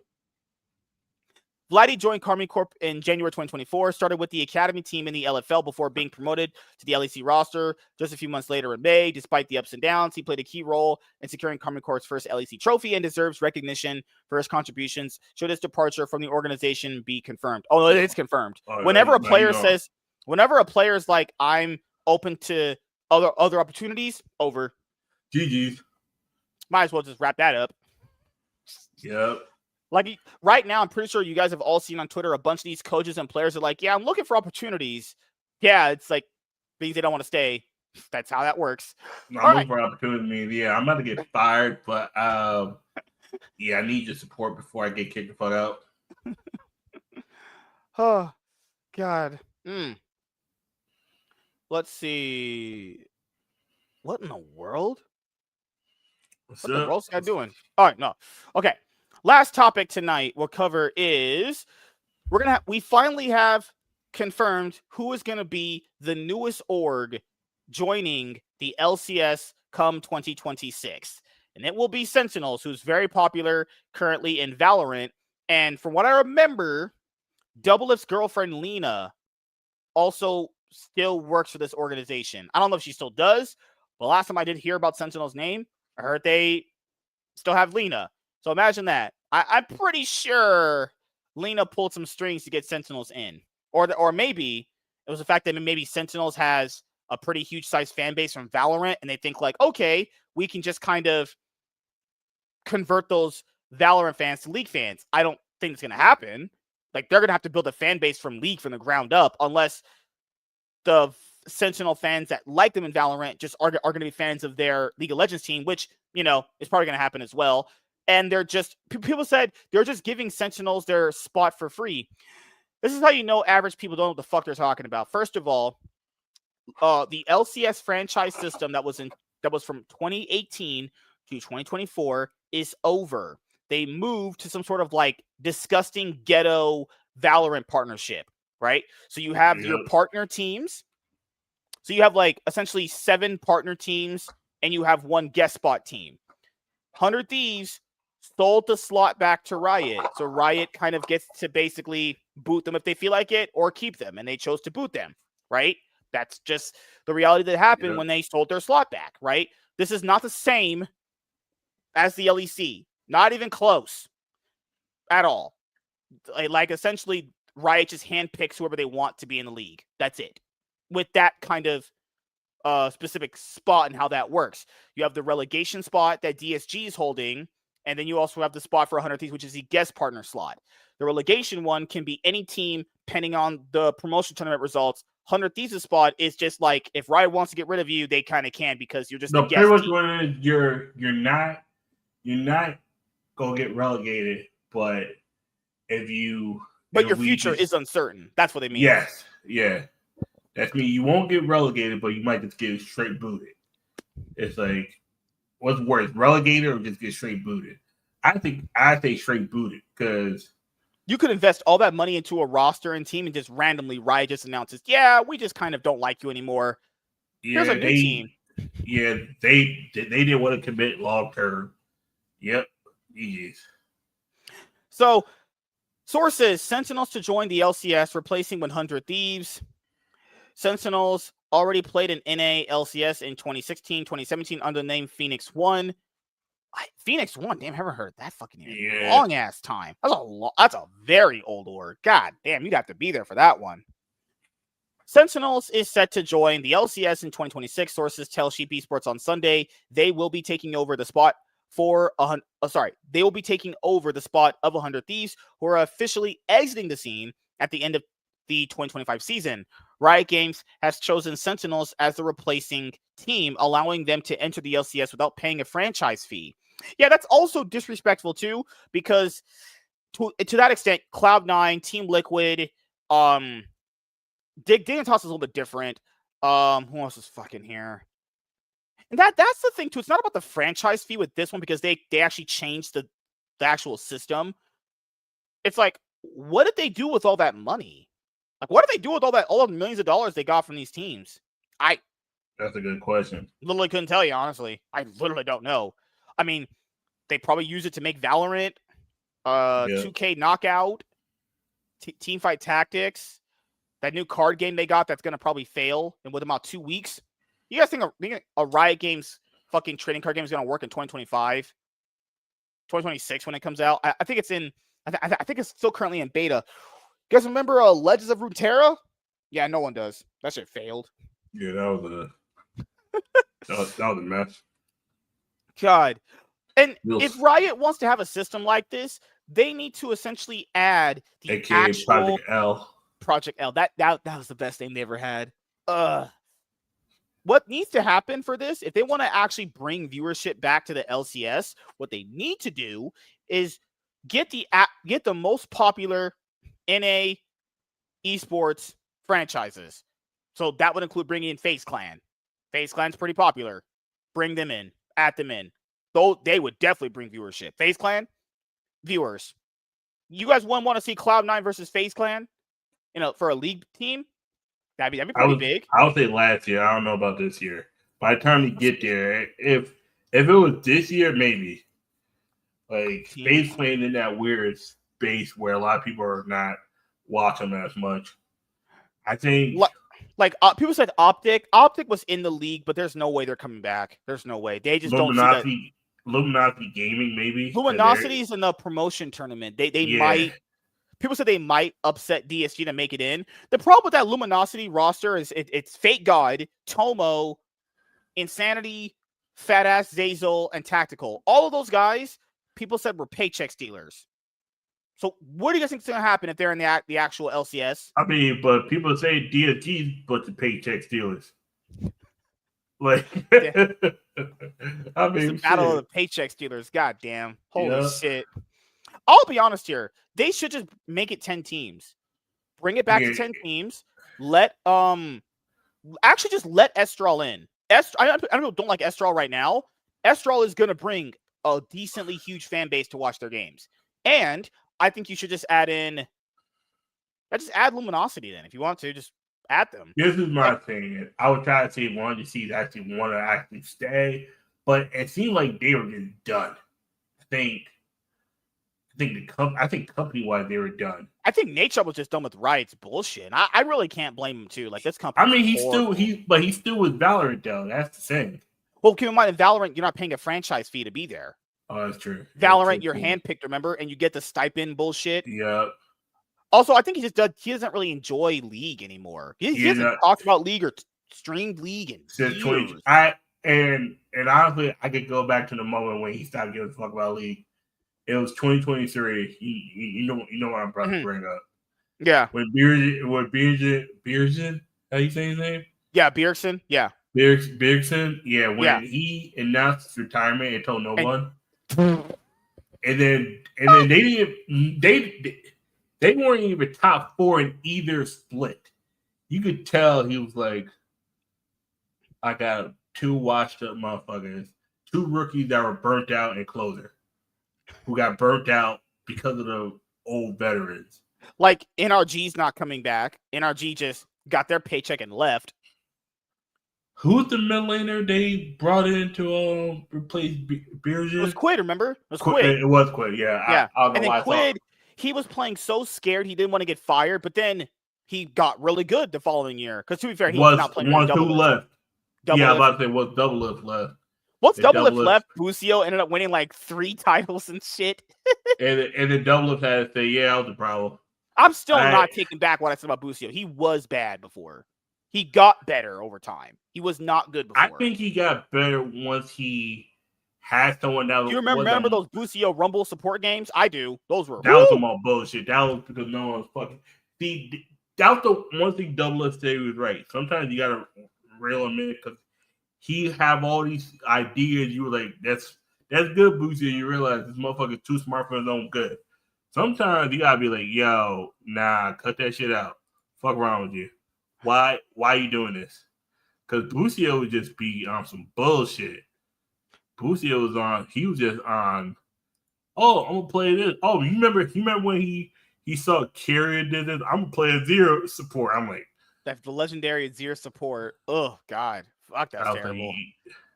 I was like, someone please tell him. But this is the other thing we have to bring up too here is just because they're bringing Sentinels into the LCS in 2026, how is this still not a dead league? Riot straight up killed the league for an entire year after the viewership. The viewership was going down, but it was still pretty huge compared to like what the LTA was doing. Like one split peak viewership ended at 300,000 viewers or some shit. Concurrent total of everything. Yeah. LTA's guys was like 75 peak everything.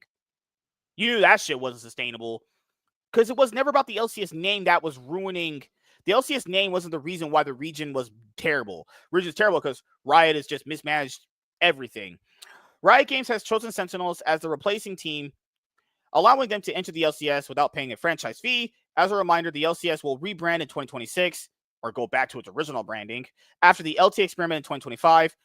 But the specifics of Sentinels integration are yet to be announced. 100 Thieves played in 2025 as a provisional guest team after their decision to sell back their LCS slot to Riot Games. This is Sentinels history. Sentinels is a major North American esports organization founded in 2016 under the name Phoenix One. They played in the NALCS from 2016 until the end of 2017 before rebranding as Sentinels in June 2018. Yeah, because they went to like Overwatch or some shit.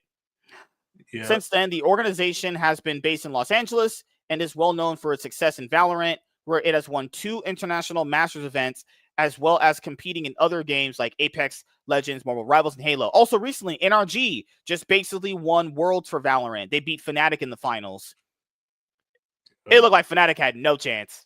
No. It was Fnatic had one remember that white dude? He was doing like the worm on stage, flipping them off. Like, we got you guys.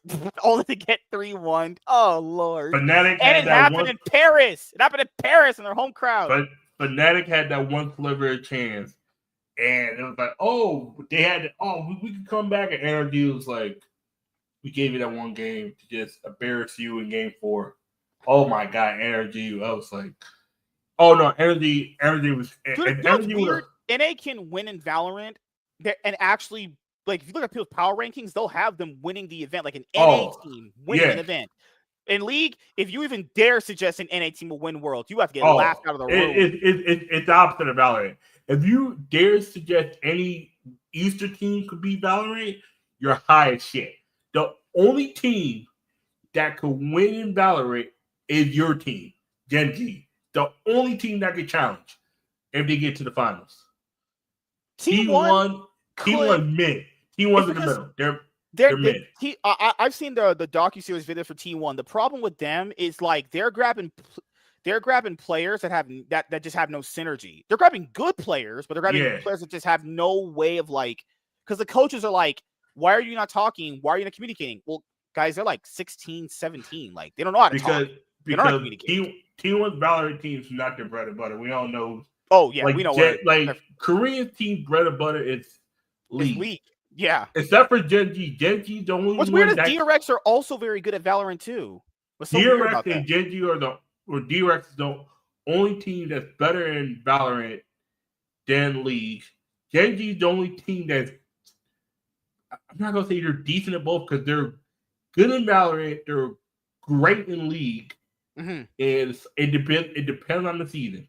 Sometimes Gen G is trash in Valorant. They are just, but that's all. Sometimes in Valorant, from what I saw, they're like super ass in regular season, and then just turn it on later in the year. Just like KT. They're Gen G is the KT of Valorant. They'll get into the playoffs and then they find a way. Just like Nation focus. I'm not even gonna talk about Cloud9 in Valorant. That's just a joke. Oh, Cloud9 had their 1 year, like EG, when they had Christine, the coach, that got them to the championship. That was the last time EG was good. After that, once EG kind of started dissolving, that was the end of them. As well as Team Liquid. So the teams from this year's Valorant is G2, NRG, Sentinels, MBR, BLG, Dragon Runner Gaming. That's a cool ass logo too. EDG, XLG Esports, Team Liquid, Giant X, Fnatic, Team Heretics. Yeah, DRX is usually there with their team. I've seen them quite a bit. DRX, after that 2022 World Championship, put all their money.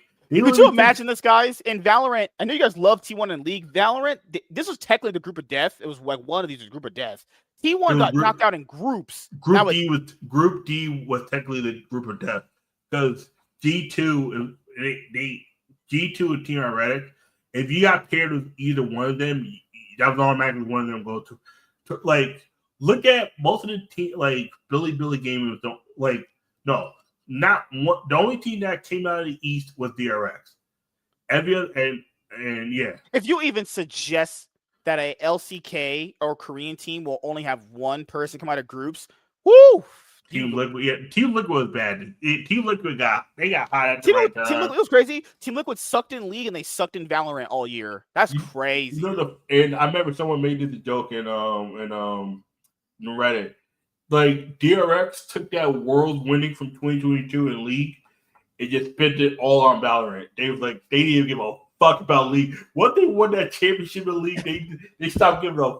That's why they let all their players go. They said, "Yep, we already got what we needed. That's it." Yep, and now they put all the money into Valorant. It makes sense because there's no, you know damn well they were never gonna have that money again for League. They put all that money. They took all that money from League, put it right into Valorant. It's like, go get the best Valorant players we can.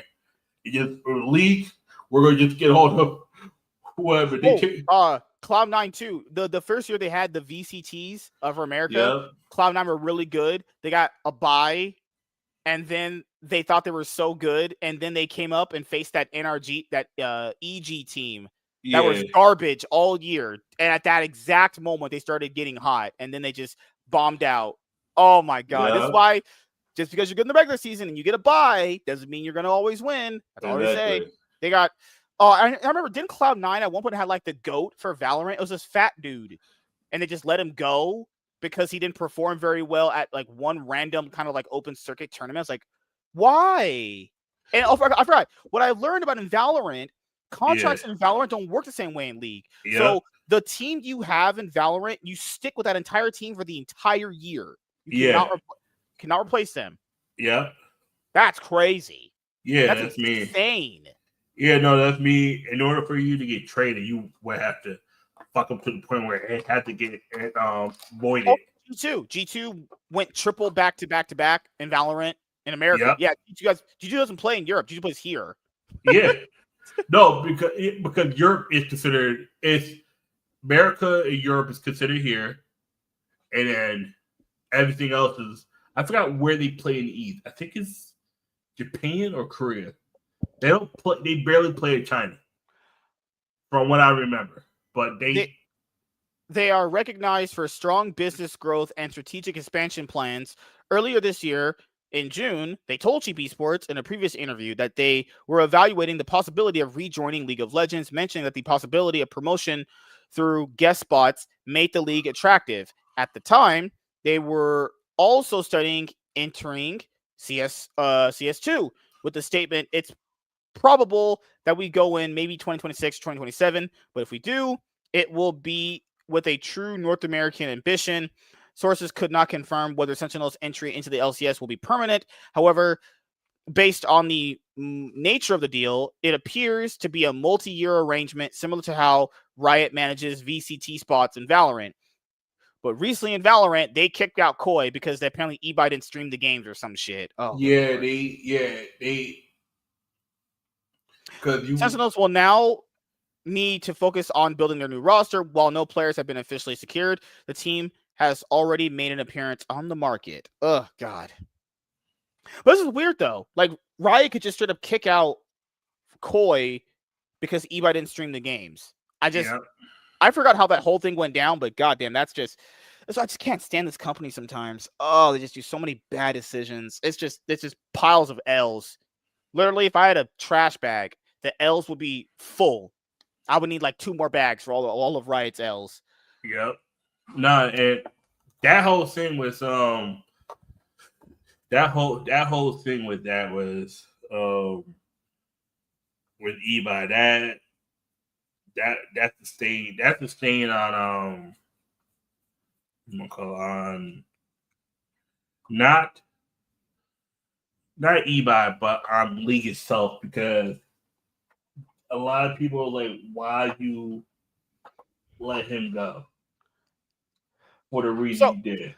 Now we need to get to the very last topic for tonight, which is the Summit cheating incident. So yesterday, it was the promotion tournament for the LTA North 2025, where if you win this, you get to be part of the LCS in 2026, or DSG keeps their spot.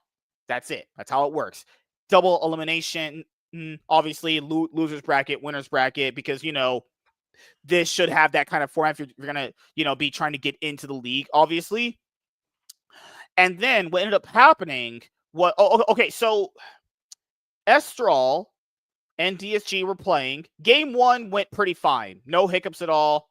Played out just like, all of us probably thought. DSG were going to come in and fist them. Game 1, they had a really bad call around like choosing Baron over Dragon. Other than that, DSG played a pretty fine game, honestly. Then it comes game 2. Then there's pauses constantly. Then we come to find out after like pause after pause after pause that there's ongoing DDoS attacks on these servers, because people are probably going to say, MSK, aren't they playing on LAN? No, they're not. They're playing remote from wherever. Because Riot's just garbage of a company. So then Estral wins game 2 after all the pausing and everything. Then they play another game. So this is my initial problem with this. I'm not defending Summit at all. But after game 2 and all those damn pauses, they should have just stopped the series right there. Because during a pause, you cannot talk to your teammates and you cannot talk to the coaches.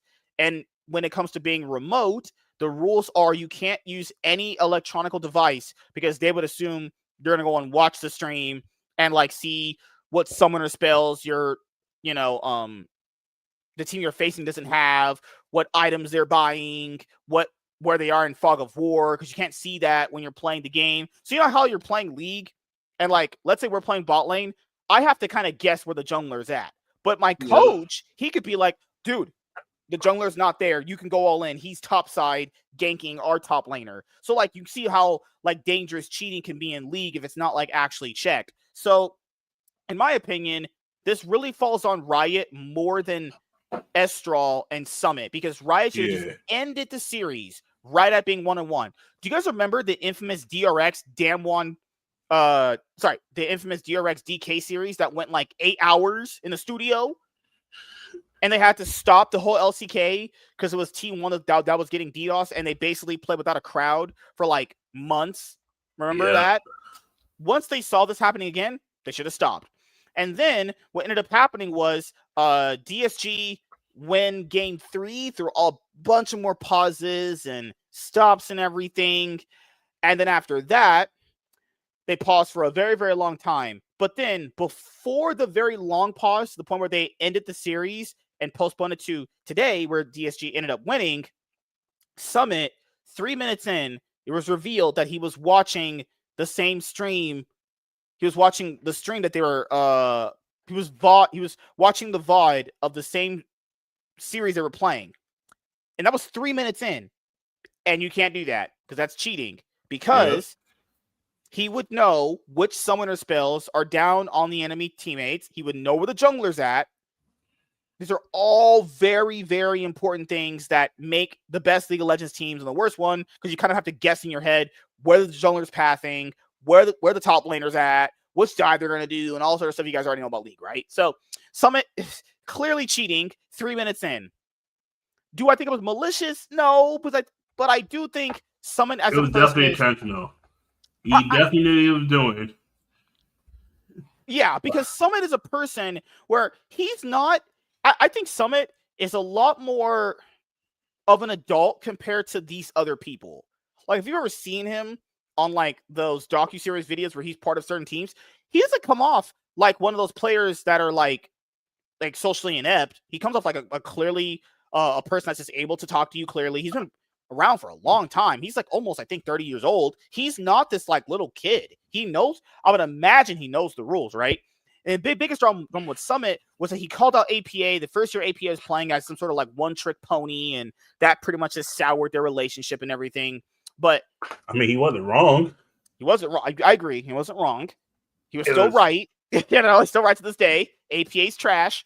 But with this situation, I understand everyone's frustrations. I just don't. But I think it's more that falls on Riot, because Riot is just bad at holding any sort of tournament ever. Why are we still having to deal with pauses and DDoS attacks like this in 2025? Yeah. Do you guys know how long I started watching that when it started? It started like 2 o'clock, 1 o'clock yesterday. That shit didn't end until like 7 o'clock. And from a player point of view, you're sitting there for hours and hours and hours on end. No communication from Riot, just sitting there twiddling your thumbs, beating each other off. I don't fucking know what you're doing, honestly. But Summit didn't even wait that long. He's just cheating like 3 minutes in. Three minutes in. He, and this was Estral's statement. Oh, that's too small. I'll read it from here. Official statement from Estral Esports. To our passionate community, we would like to address the recent provisional suspension of our player Summit and clarify our position. Also, Summit got suspended indefinitely, and they had to field a sub with immediately, and they fielded one of a streamer who was a mid laner, and they drafted him anti-top. So they probably don't do that. It didn't even matter if DSG was going to win anyway. But and then Toast came out like, oh, why am I even putting all this money in? Ain't no one told you to put all this money in. You chose to do that your goddamn self. Yeah, Toast was like, man, it costs so much money to be in league. Then fucking leave.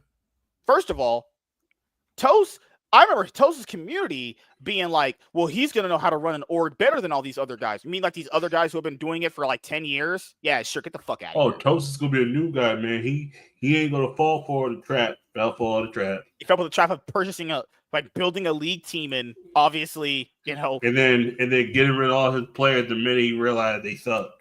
Like, oh, shit, he didn't realize they sucked. This man brought up Scary Jerry and thought he was good. His eye for talent is terrible. Like, the issue with that wasn't even him. He needed somebody cheap, and Scary Jerry was the cheapest option they had. Somehow they got Rahel. Like, that was just luck. There's no way they should have got Rahel. Rahel should not be on DSG. Yeah, that's because SK is just a stupid organization. I forgot how much he had to pay SK for it, but that was crazy. That I was like, what? And then they got stupid. Why are they selling their best players like that? And then they got who? And then he got all these players. I was like, what the fuck? You know, these goddamn players. We understand the frustration and outrage this situation has caused, and we fully share your feelings. Our series faced significant technical challenges, including DDoS attacks on Riot servers, which resulted in a pause of more than 2 hours without a clear solution or effective communication from the on-site officials.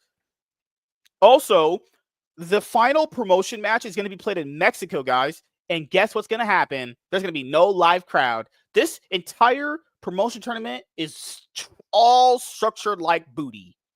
Riot is one of the dumbest, mismanaged companies I've ever witnessed. This is worse than Konami.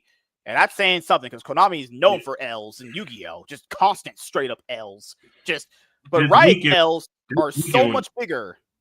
Yeah, this weekend, was the. I can't. Oh, this company. We acknowledge that amid the uncertainty, our player made a mistake by watching a stream during the pause. That's not just a mistake.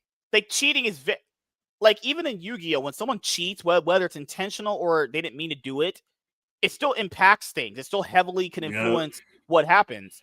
However, there was no bad faith or intent to gain from an advantage. That's the part where I don't actually believe that. He did it 3 minutes in. It wasn't like it was done an hour in, where he didn't know what the fuck was going to go on. He did it 3 minutes in.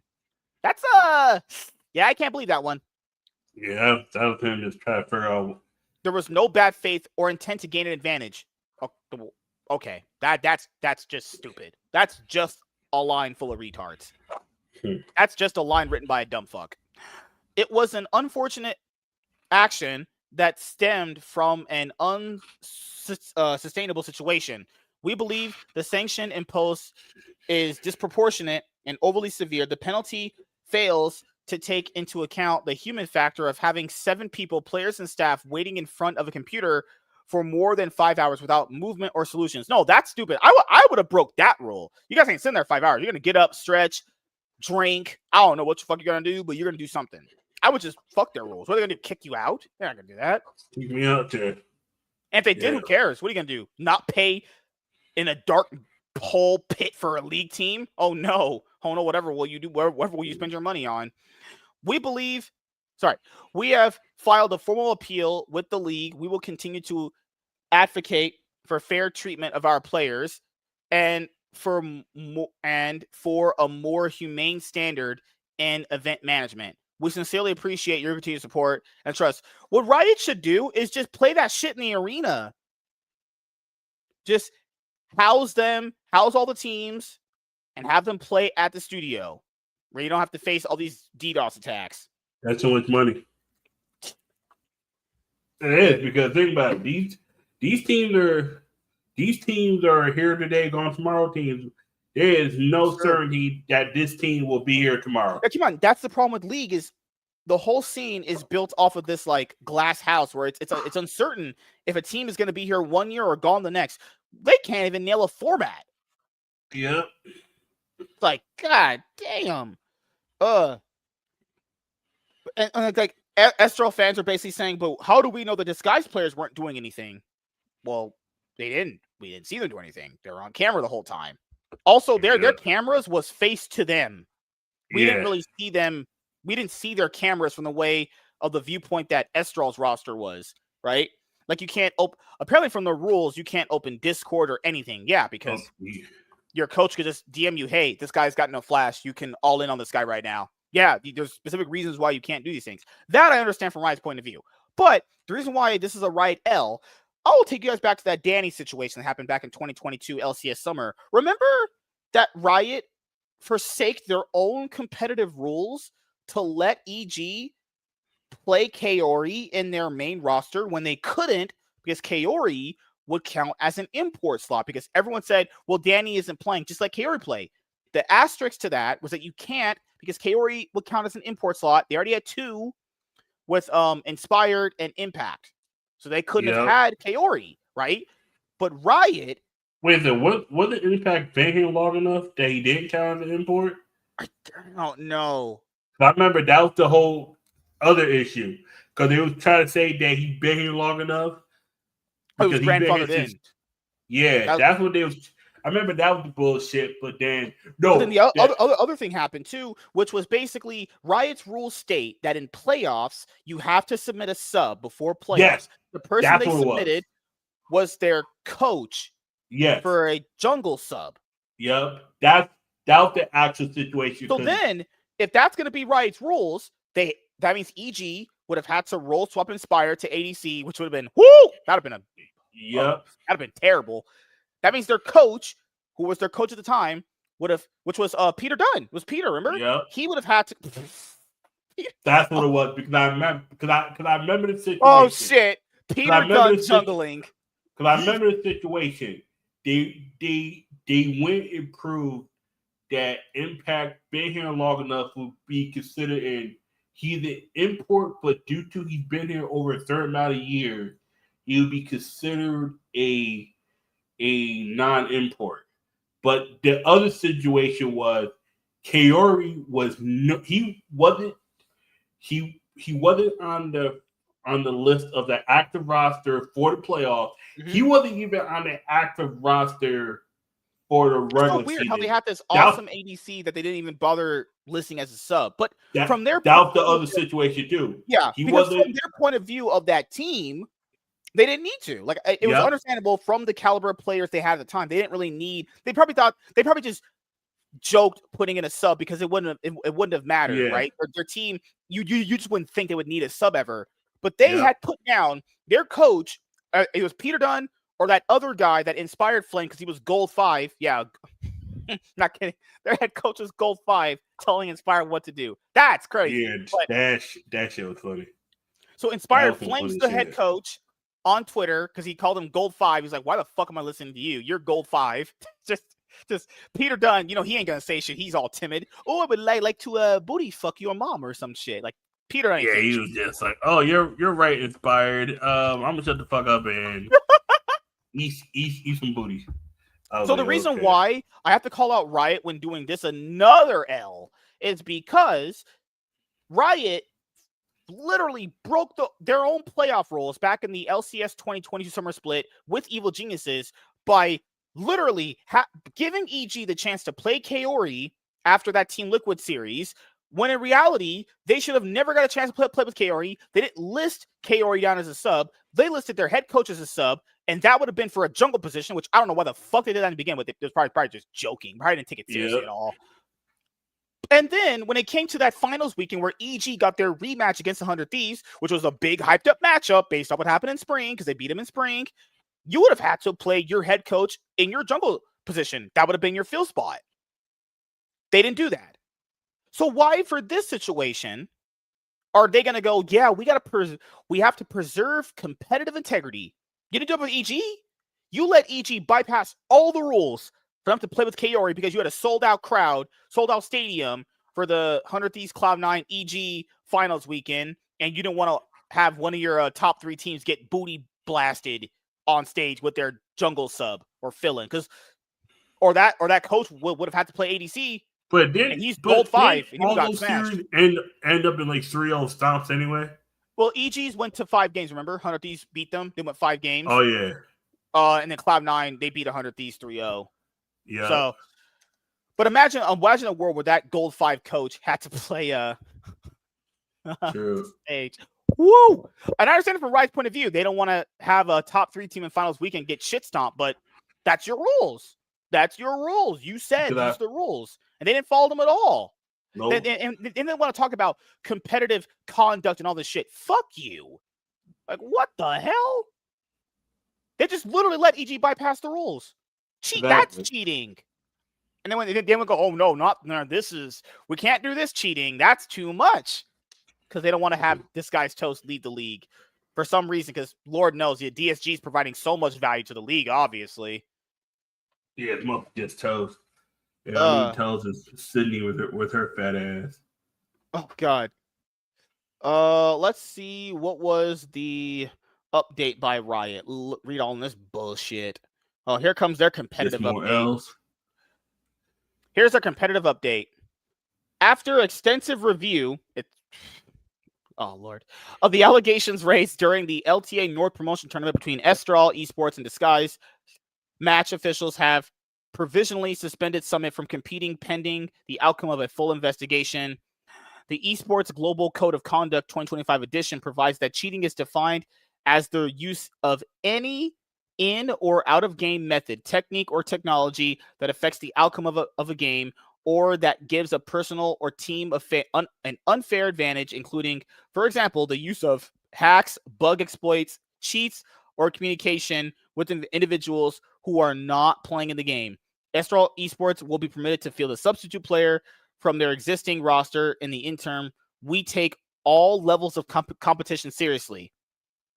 It remain committed to upholding competitive integrity across all matches. Fucking liars. Lies. They straight up. MSI 2022 says otherwise. MSI 2022 says, oh, I forgot about that one.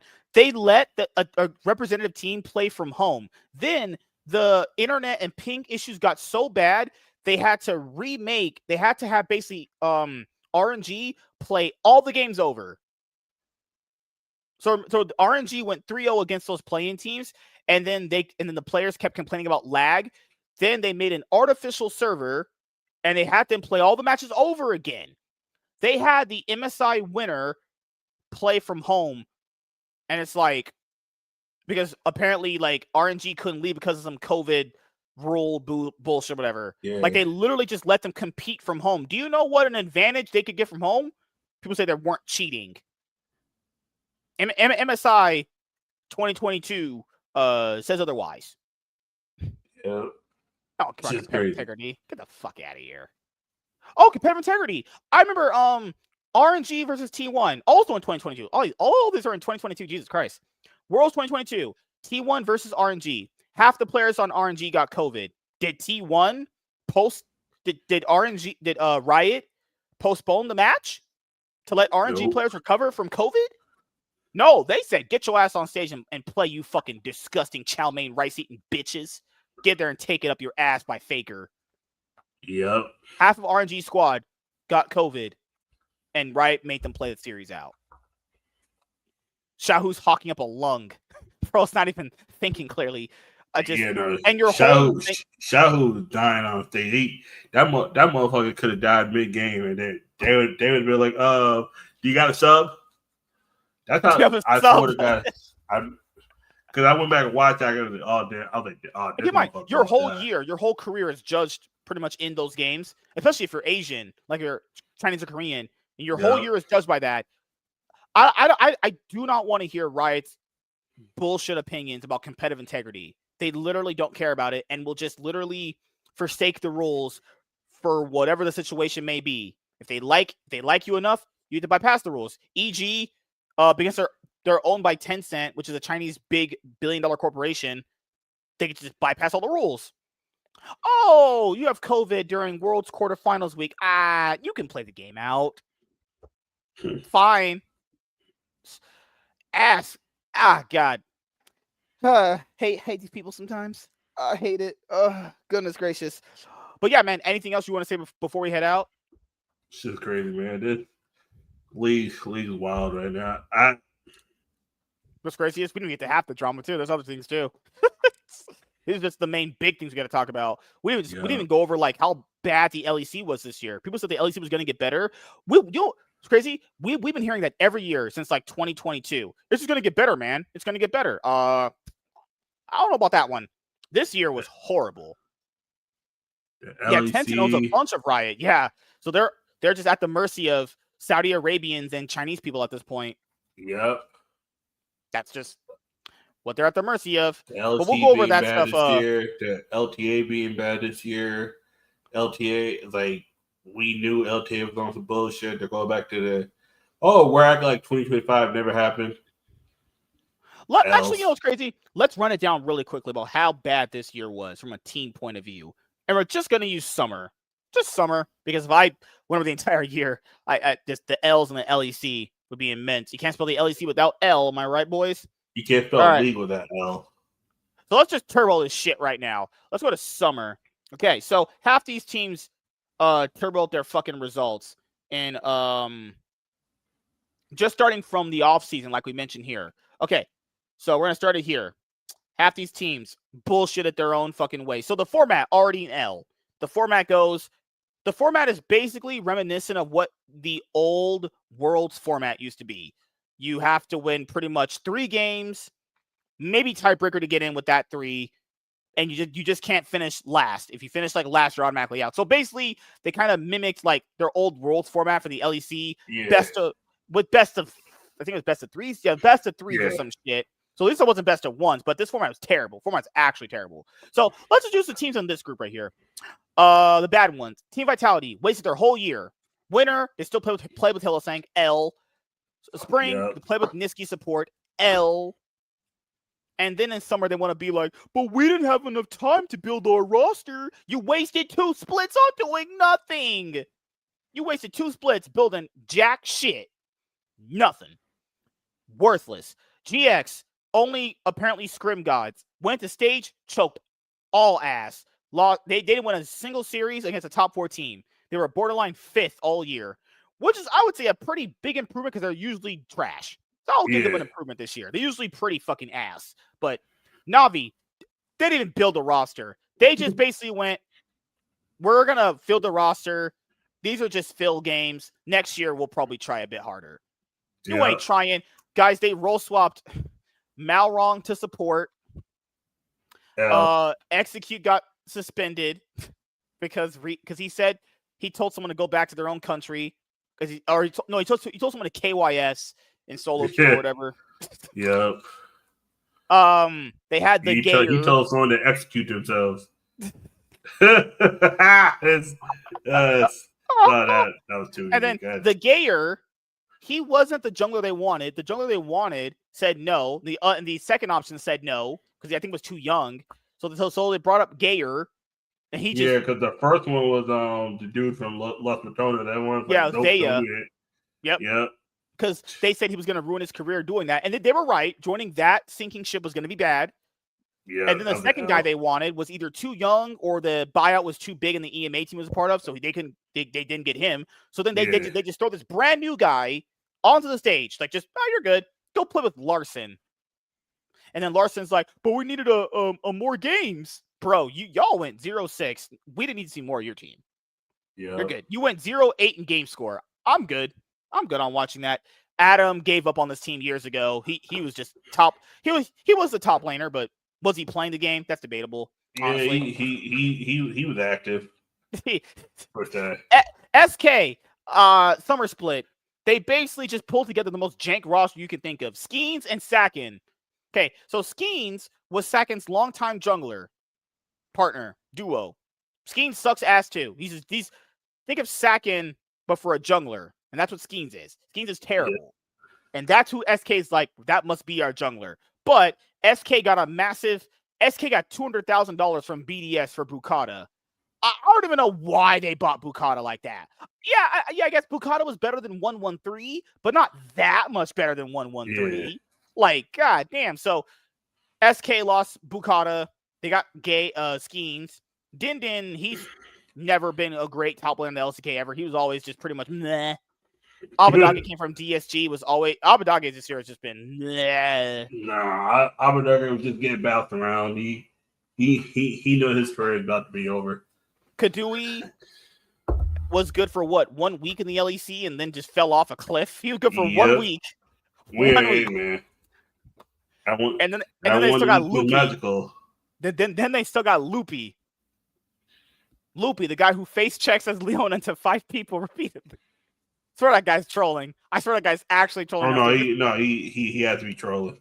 He plays Leona, face checks into 5 people repeatedly, just randomly. BDS. So they said that Paris was the capsule support. We know that was some bullshit. Yep. They still have Nook. They bought Bukata for $200,000, and then they benched Irrelevant for Rooster. Rooster was the only thing that they got right in their roster, and it didn't work. BDS just fucking turbo their fucking split all this shit. They threw that shit out the window. Heretics, let's be honest here, they never had a chance at anything this year. We knew they were just there. They're the definition of mid. They weren't bad enough to lose, but they were good enough to win.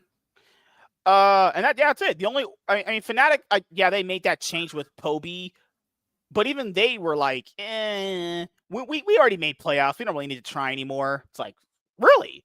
The coach had to motivate y'all to win 3 games. That's insane. Yeah. That's literally disgusting. And Karma Corp, we already know they were on a downfall since spring. Right there, go back. When they lost, they and all they had to do was just win. If they just win that last series, I think everything goes different. I think it because it goes G2 has to face Koi, Current Corp has to face Fnatic, and I think it goes differently. But Current Corp decided to play extra games, lose, because they had to win over Koi. If that one score was like if they were 7-3, they're ahead. Yeah, Koi, that changes that changes the outcome of who they face in the matchup. Yeah. Oh God, just this year the LEC was also pretty. It was much worse. It was much worse. And the narrative going into the LEC next year is going to be, it's going to get better. It'll be better. By what virtue will it be better? Because the players just change. The GMing still sucks. The quality of the region still sucks.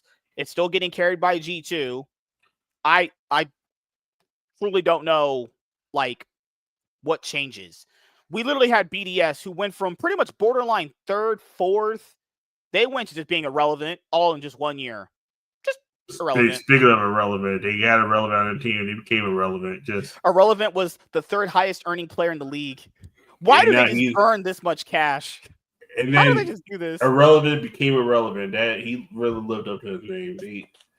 So many players got to think about their names. Just like Nuke originally was named Nuclear Int. That's the best name. Oh, he nuked his career. Nuke shit. Literally is a paycheck stealer. I think BDS should just get Vladdy and just say no, goodbye. Striker said, if we don't make playoffs, I will fire myself. Peace out, Striker. First of all, eject Oxito, because I'm waiting for him to he's fired. He needs to be fired. And he had good rosters to perform. He just hasn't done roster wasn't it. This roster was not it. I know he had big issues with 113, but he said there will be a sequel and it will be better. Nigga, how the fuck you go get a sequel when the first movie was bad? You can't get a sequel when the first movie tanks. Fuck you mean sequel? Oh God, kill me now.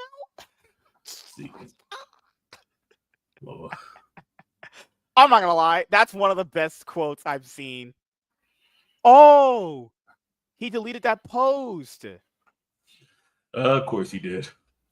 BDS Striker, there will be a sequel and it will be better. Among the players who left in 2024, there was a clearly expressed desire not to play together anymore. On Paris, he maybe could have had performed better by joining another project. I don't know if he went to G2. I don't know if he went to G2, how he would have looked. Yeah, because G2, before they wanted Lebrov, they wanted Paris first. Because Paris was talked about as the capsule support. Damn, G2 almost got fleeced. Yep. Holy shit. God damn. I remember G2 wanted Calist. I was like, nope. all that. They will give away all that for Calypso. I'm like, don't do it. That's the L. Yeah, because BDS also could have had Skewmon, remember? Yep. Yeah, so Skewmon and Paris were so good together that BDS gave away Lebrov to prevent LEC Exodia. Imagine if Skewmon and Paris were on the same team as G2. Wait a second. What was LEC Exodia? Broken Blade, Hansama, Caps, Skewmon, and Paris.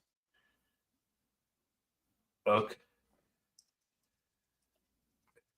That's mean there's a point where G2 could have had Skewmon and Paris. Yep.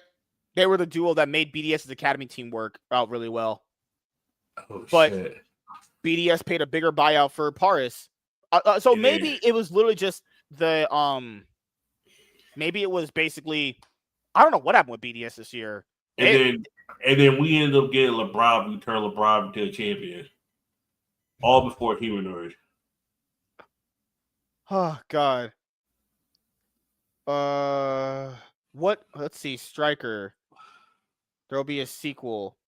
That's me. You're telling me there's a world where LeBron got more championships than BDS. Roster moves not paying off. Paris not meeting expectations. The French trio of 2024 never wanted to play together again. Wait, what? Nah, what is going on at BDS? These rosters are imploding. What is going on? First of all, who's the French trio of 2024? Fuck. Okay, it was Adam. He's French. Yeah. Oh, he's French? Is LeBron French? I think he is. I think he is, actually. Because Nook's French. Yeah. Who else is there? Fuck. Shio? Maybe it was Shio. Either it was Shio or it was Lebrov. Because I know Adam is for sure French. And I know Nook is. I want to read the tweet where he said he was going to fire himself. I need to see that. Yeah. What's this month? September? Translate post. He says, end of the split for us. Disappointing result. I didn't manage to bring us to a level to my ambitions. A big thank you to the people who supported us throughout. Lots of lessons for the future. BDS is once again free to break the contract. Oh, here was it. I think it was before they played the split.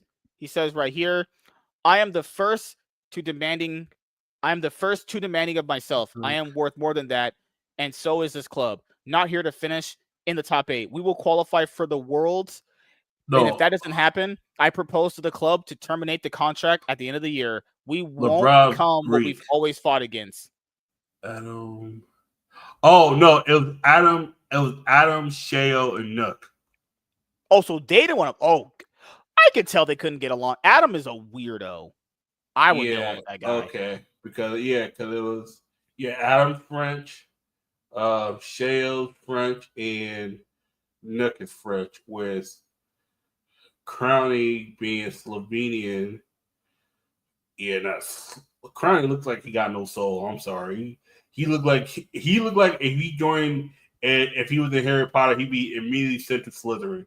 Like LeBron might be a Hugglepuff. Hey, LeBron's only 23. What the fuck? Yeah, he's not that old. Okay, Adam's 24. Damn, Crowny. Yeah, Crowny. He also said Crowny old looking 27. See, he had some problem with DOS, and then he said, that being said, to follow up on his latest tweet, regular live streams are planned for 2026 to explain how a team works with this week's schedule, which coach and which player did what specifically each day. I know some people are interested. Like, the problem with BDS is I don't really know what they're going to fall into that same obscurity that Vitality is. At this point, just burning a whole bunch of cash and having no real results to back it up. Like, just, that's it, you know? Good Lord. Dawson's basically, I know what they should do with their coach. Oh, God. So, oh my God. What's up, LG? How you doing, man? All right, so as we head out of here, BDS is calling it right now. They will not win any titles ever. They'll be the same as Vitality in the next 5 years. The only relevant French org is going to be Karmine Corp, that's so sad. Oh my god. Honestly, Like, that actually might be the case. it's so sad because Vitality is good in every other esport but League. If you took their Counter-Strike results versus their League results, you would generally think that's not the same org. Yeah. Like, at all. Like, their fans, they call themselves Golden Hornets. They don't even look at League. They go, yeah, we ignore that. Yep, no, that actually makes sense. Because they for Vitality, yeah, now they it's probably just better if you just now look at those results if you're a BDS Team Vitality CS fan. So yeah, you got any videos coming up you'd like to let people know about, or are you just gonna just be doing Pokemon? Should be streaming again, hopefully. As you guys know, a little bit this weekend, and okay, and then the freaking internet decided to crap out. Oh yeah, Kingston went to the same thing. He said Connecticut internet is terrible. Oh no, it's absolute garbage. It crapped out like an hour in, and I was just like, fuck it, I'm not. Like, because I was streaming part of the Konami stream, and then I saw I got like banned, but now I was able to stream later on. I was like, okay, the internet it dropped for like almost 2 hours. I was like, it was like, what the fuck? Like, I was able to watch on my phone though. It was weird. That shit was just like, okay. But yeah, overall, yeah, nah. Yeah, for me, we have the MSK show tomorrow, and and Thursday I have that one-on-one with Rogue Hero at 9 because we had to push it back. So, yep, that's what you guys can look out for. What's going to be coming on the channel. So, yes, thank you guys for checking out this episode of the Cloud9 podcast, and we will see you guys. Next week. That's when World starts next week, but it's going to start way late. It's going to start basically going into like Wednesday morning. Yeah. And I'm trying to think to myself, do we do a Worlds 2025 preview show? We probably should, honestly. Yeah, fuck it. We'll just end the year off doing episodes until the off season is over then. But yeah, so thank you guys for checking out this episode of the Cloud9 podcast, and we'll see you guys next week. Have a great day, everybody. Goodbye.